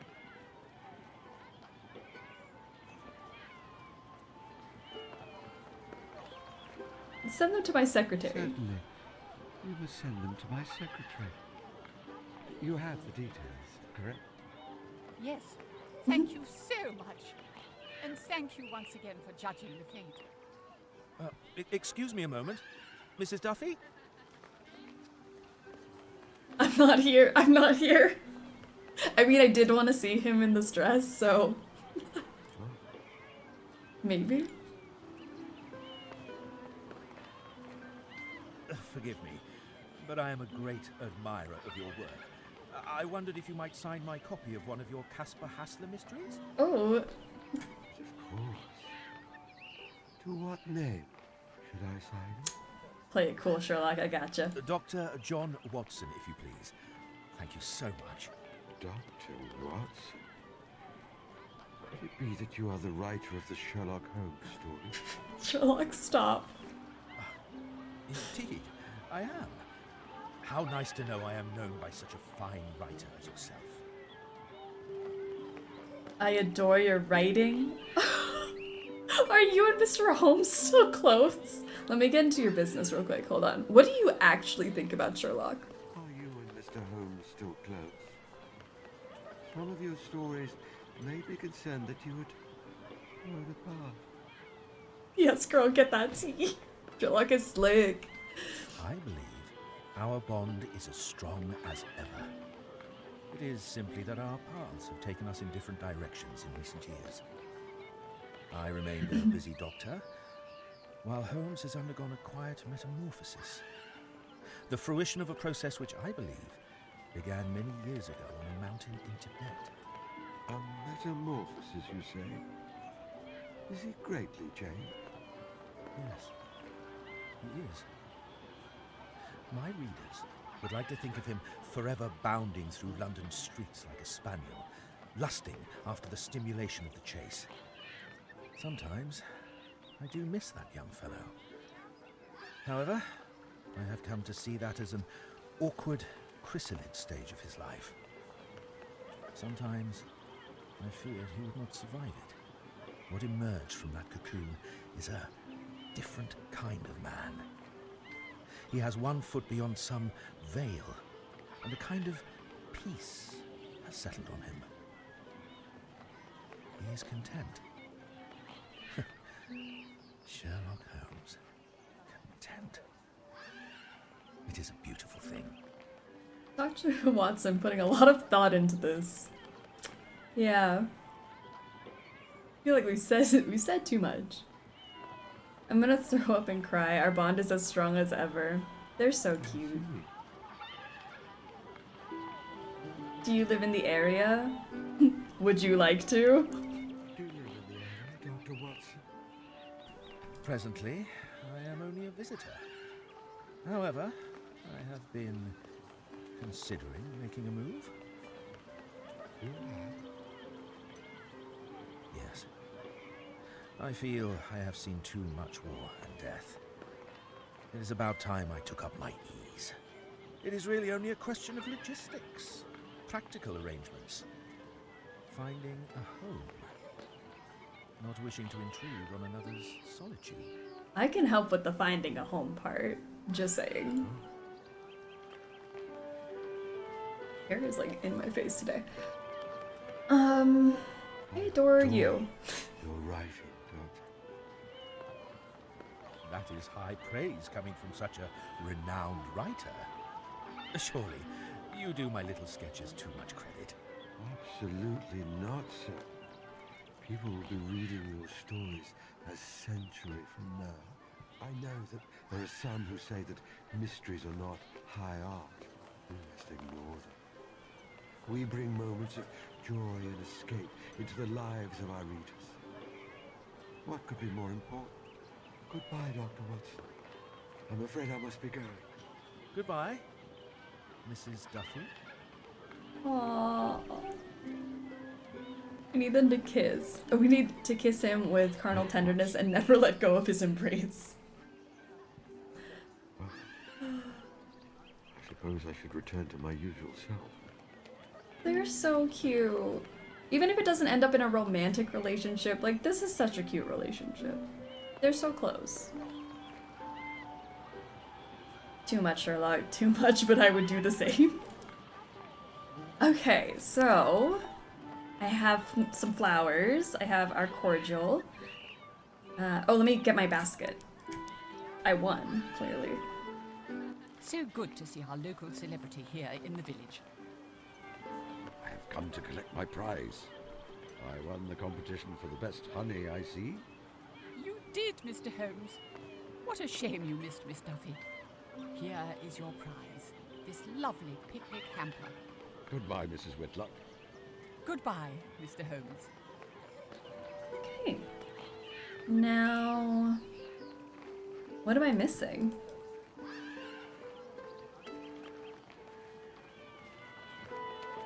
I have the basket. I have my cordial. I have flowers. Oh, I still haven't done... Can I arrest that woman?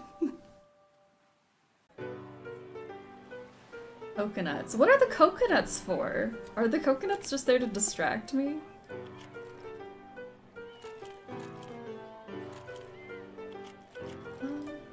How do I... Roll up, roll up. See the 8th wonder of the world. A real-life mermaid.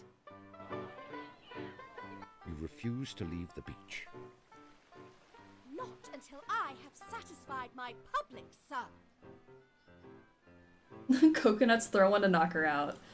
That would be nice. I really want to get my revenge on this woman. Bella had some cakes. Maybe you missed something sweet for the picnic. I can't talk to the cake guy for some reason. It wouldn't let me talk to him at all. I think the basket is full of food already, is it not? Maybe not. Camper. Oh, yeah. Brimming with good food. It has food in it. Maybe I need to talk to Martha again. I thought there were only 3 things I needed. Oh, the documents. Here. Arrest her. What's this then? It is a selection of documents concerning the theft of a valuable taxidermy collection from the British Museum. Mr. Holmes, where did you obtain these? That's not important. Why does that matter how I got the documents? Oh, isn't it a fine day? So bracing.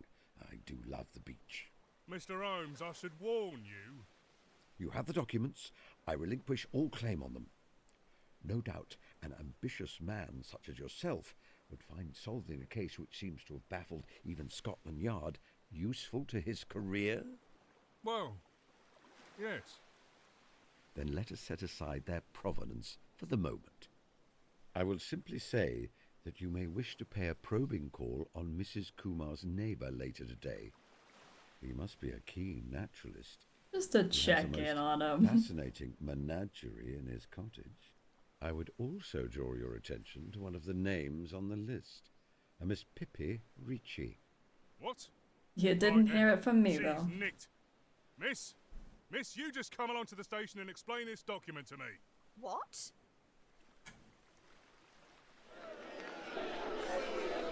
Boo! The young lady will be released in short order. There is little proof that she knew the monkey was stolen when she bought it. Indeed, I believe that she did not. But still. In the meantime, however, the beach is perfectly tranquil. Oh, lovely. The view from the cliff tops will be pristine. The only sounds will be the gulls and the ocean. That makes our picnic spot even better. I was like, why do I have to do this? I have everything. But we cleared the crowd, so it'll be a nice quiet picnic spot. That makes sense. Can I bring this as a present? Like, here, Watson, a real-life mermaid. For the picnic. It seems that the grotesque creature was left behind. I don't know why I have it. Bury the monkey so you don't see it from the cliff. Actually, that would have been a good idea. Now I just have it in my pocket. Now what? Why do I have your monocle? Racing day, isn't it? Why do I have your monocle? Okay, I've talked to you about all of this. Goodbye, Stackhurst. Okay. My old man. It Give looks... my regards to the doctor. It looks like I have everything, but I also have so many leftovers. Like, why do I have a monocle? What do I do with this mermaid monkey? Is it just there to torture me, or...? Creation. The top half seems like that of a monkey, while the tail has real fish scales sewn into it. Disgusting. Put the monocle on the monkey? That does not make sense. It does to me, Sherlock. What's the monocle for? Huh. Okay. Maybe it's to just throw me off. Maybe we can just go have the picnic. Give it to the newt girl? Oh, she might like that, actually. Tilda's into all that kind of stuff.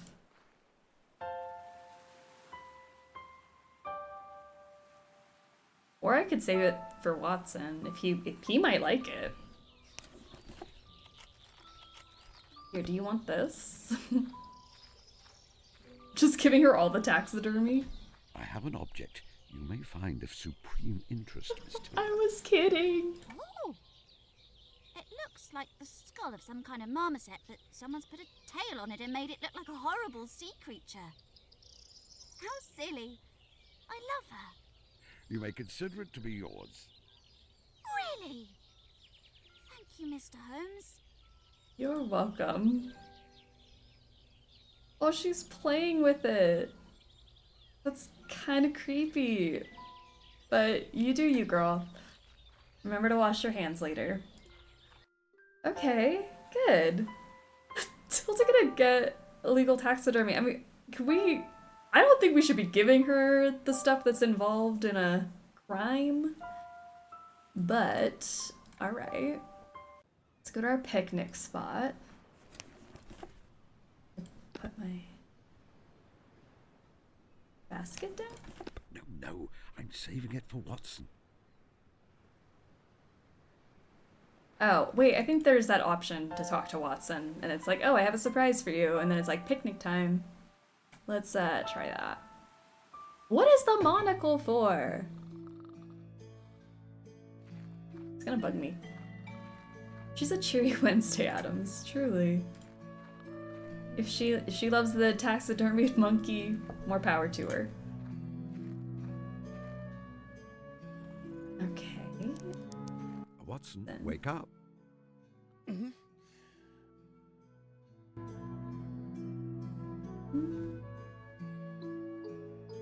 Yeah. Let me think.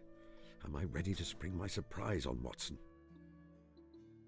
No, hold on. Wait, not yet, not yet. I was gonna ask Martha. I just need to make sure that that's everything, because I feel like I'm forgetting something. Because why do I have all the extra inventory items? I don't know. It makes me nervous. Because I don't want the picnic to go badly because I forgot something. Forgive me, Martha, my memory is not what it was. What did you suggest I get for my picnic? A hamper of food, a bottle of elderflower cordial, and a quiet place to enjoy them. Done, done, and done. Perhaps you may find some other things along the way, but those are what I would consider to be the essentials. Okay, so I got like flowers. That's an extra thing. Goodbye. Goodbye, sir. You will keep out of mischief, won't you? I don't know what else an extra thing would be. But okay. I feel good with that. We have the essentials plus some flowers. Watson, wake up. I have secrets. Oh, let me think. Am I ready to spring my surprise on Watson? I have a surprise for you. A surprise? Yes, one worth waking up for, I assure you. Follow me.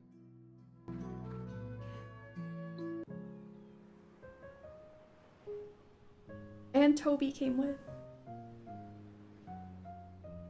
Here we are, Watson. The perfect spot for a picnic, wouldn't you say?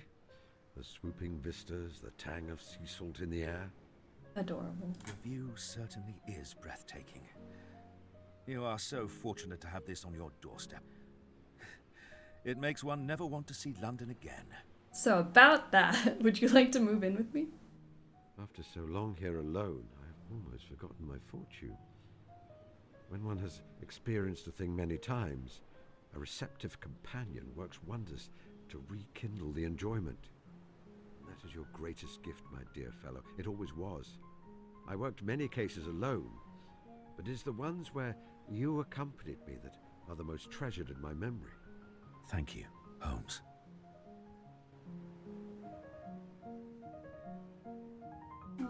Now let us see what we have in this hamper. Egg and cress sandwiches, various jams and preserves, a meat pie or two, and a rather fine pound cake. Alone? What about Martha? For shame. Yeah, Martha lives there too. How delicious. Here is some elderflower cordial. I know it is a favorite of yours. I propose a toast to new beginnings, to sublime joy, to the tenacity of hope. I will drink to all those things, Holmes. And to you, dear fellow. I'm so very pleased you came here. It is precisely the rest cure I needed. I actually have a confession to make. I thought I was gonna have a confession. Watson has a confession. Oh? Oh? I knew you were set upon mischief today, and so I followed you and observed your actions at a distance. He stalked us? Watson, no. Okay. It was not deliberate.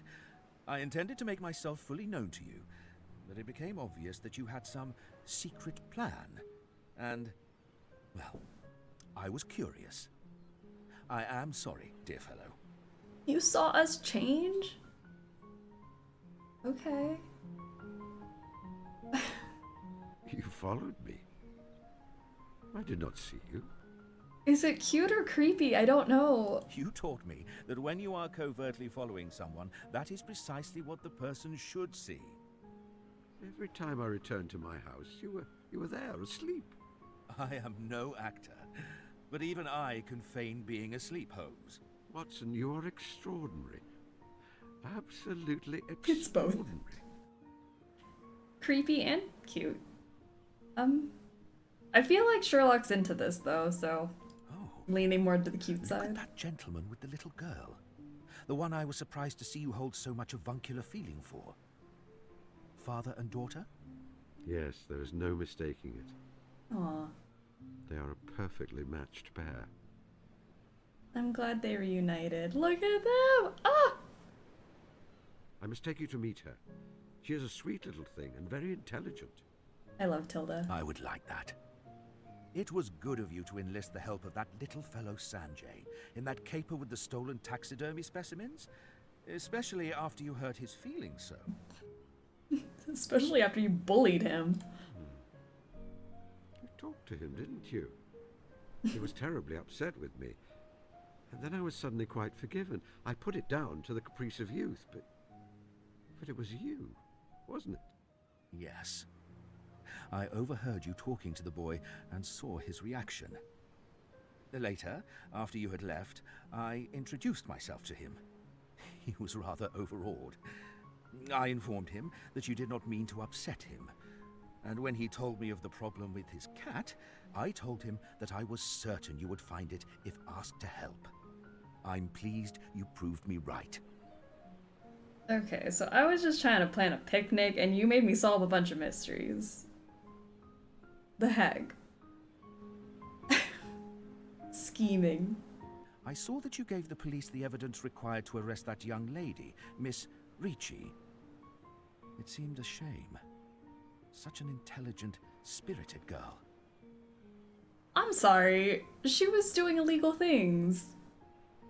I don't feel bad. Oh, she will certainly wiggle out of it. Perhaps the attention from the police will prompt her to use her gift of the gab for better purposes. Why have you done all this, Holmes? The picnic, I mean. You do not act without specific reason. There is something I wanted to tell you. Oh, we get to choose. Oh no. I care for you as I would care for a brother, Watson. You're like a brother to me. I love you as my dearest, truest friend, or friends. I care for you deeply in a way beyond words, John Watson. Or I think I have always been in love with you, John. I don't know, a brother? I love you like a brother. Because I know that's exactly what the struggle bus would want right now. You're a good lad, dude. Totally great. My heart can't. Do we do the in love? Because I like that. I care for you deeply in a way beyond words. That's like. That is true. Do we think in love? That's such a strong sentence. A swell fella, if you will. A nice man. As a fan of the books, I don't think it's romantic, but this ain't the books. I do think this is like a whole other universe. Not canon, but in some other alternate reality when they're old and retired. I like that I care for you deeply. Because I do genuinely think they care about each other deeply. What exists between us is profound. We're bound together by bonds as deep as any two people can share, I think. Yes. Sometimes I feel it is almost like we share a soul, you and I. Even when we are apart, I feel there are threads pulling us together again. I was certain that it was a sentiment you shared. There have been times when I've caught a glimpse of your great heart as well as your great brain, you know. But to hear you actually say it? An unexpected treasure. Worth waiting 40 years for. Thank you. They're so cute. Yet I have mistreated you terribly, Watson. I have withheld truths even when it caused you pain. I have not always trusted you despite you being steadfast to the uttermost, and I have manipulated you terribly when it suited my own purposes. Yeah, I that have one. manipulated you terribly when it suited my own purposes. Yes. I have always known you have that capacity within you. Sometimes I wonder if I was the one writing your life story, or whether you were the one writing mine. Why have you taken me on as a burden when I have mistreated you so? You do not know the answer to that. Tell me. Oh, no. I will make you deduce it. But let me give you more data. Why did you take me on as a burden? You are not a burden. Of course I am. I am not a genius, therefore always one step behind you in matters of the mind. I frequently suffer from my war wounds, so I am slow and must be left behind. I have left you to get married, and embroil myself in the kind of domesticity you do not care for. I'm sure there have been times I have frustrated you in our years of association. Oh, that is nothing. That is like looking at sea foam and calling it an ocean. The traits you mention are precisely those I value so highly in you. Your receptive mind gives me clarity. Your determination in the face of pain and injury gives me courage. Your romanticism and caring nature are entirely charming.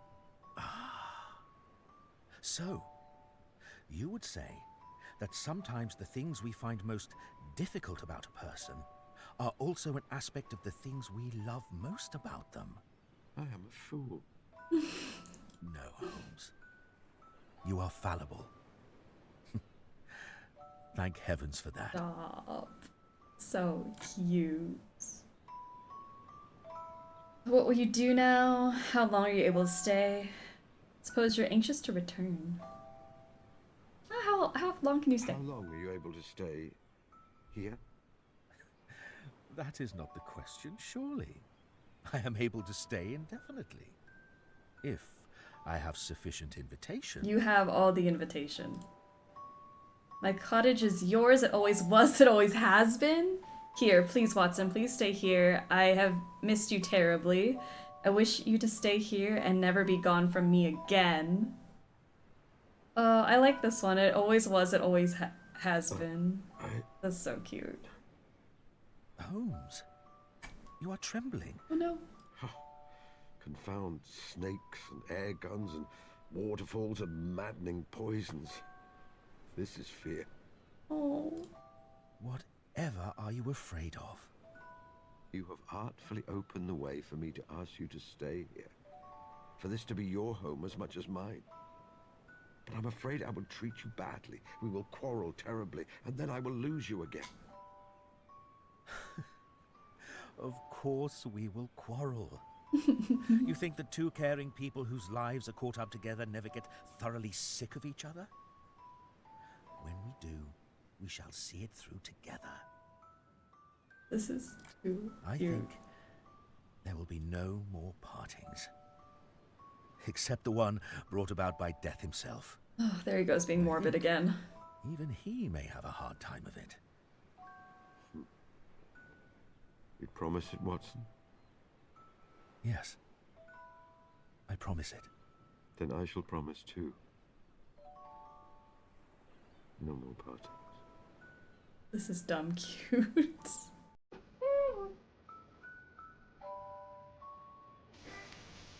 Stop!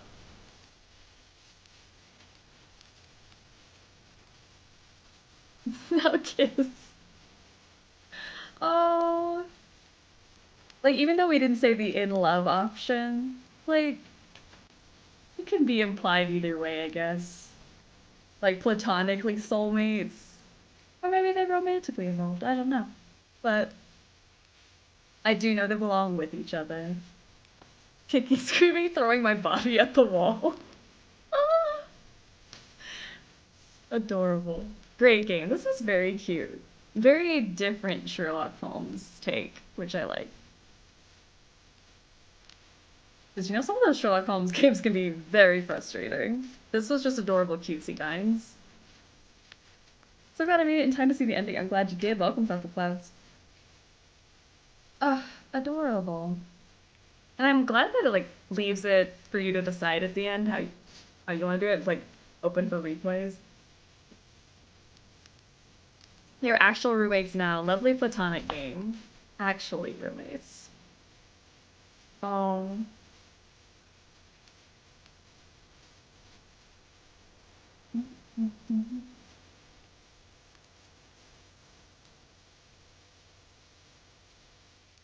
I love the art. Hello. I believe this belongs to you.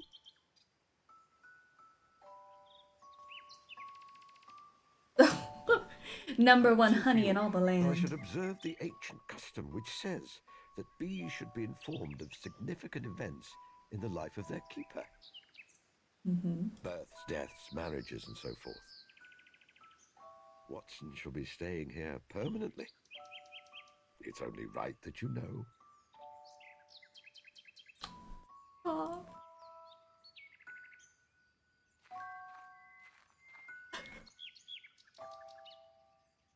Oh, he told his bees all about it because it's a significant life event.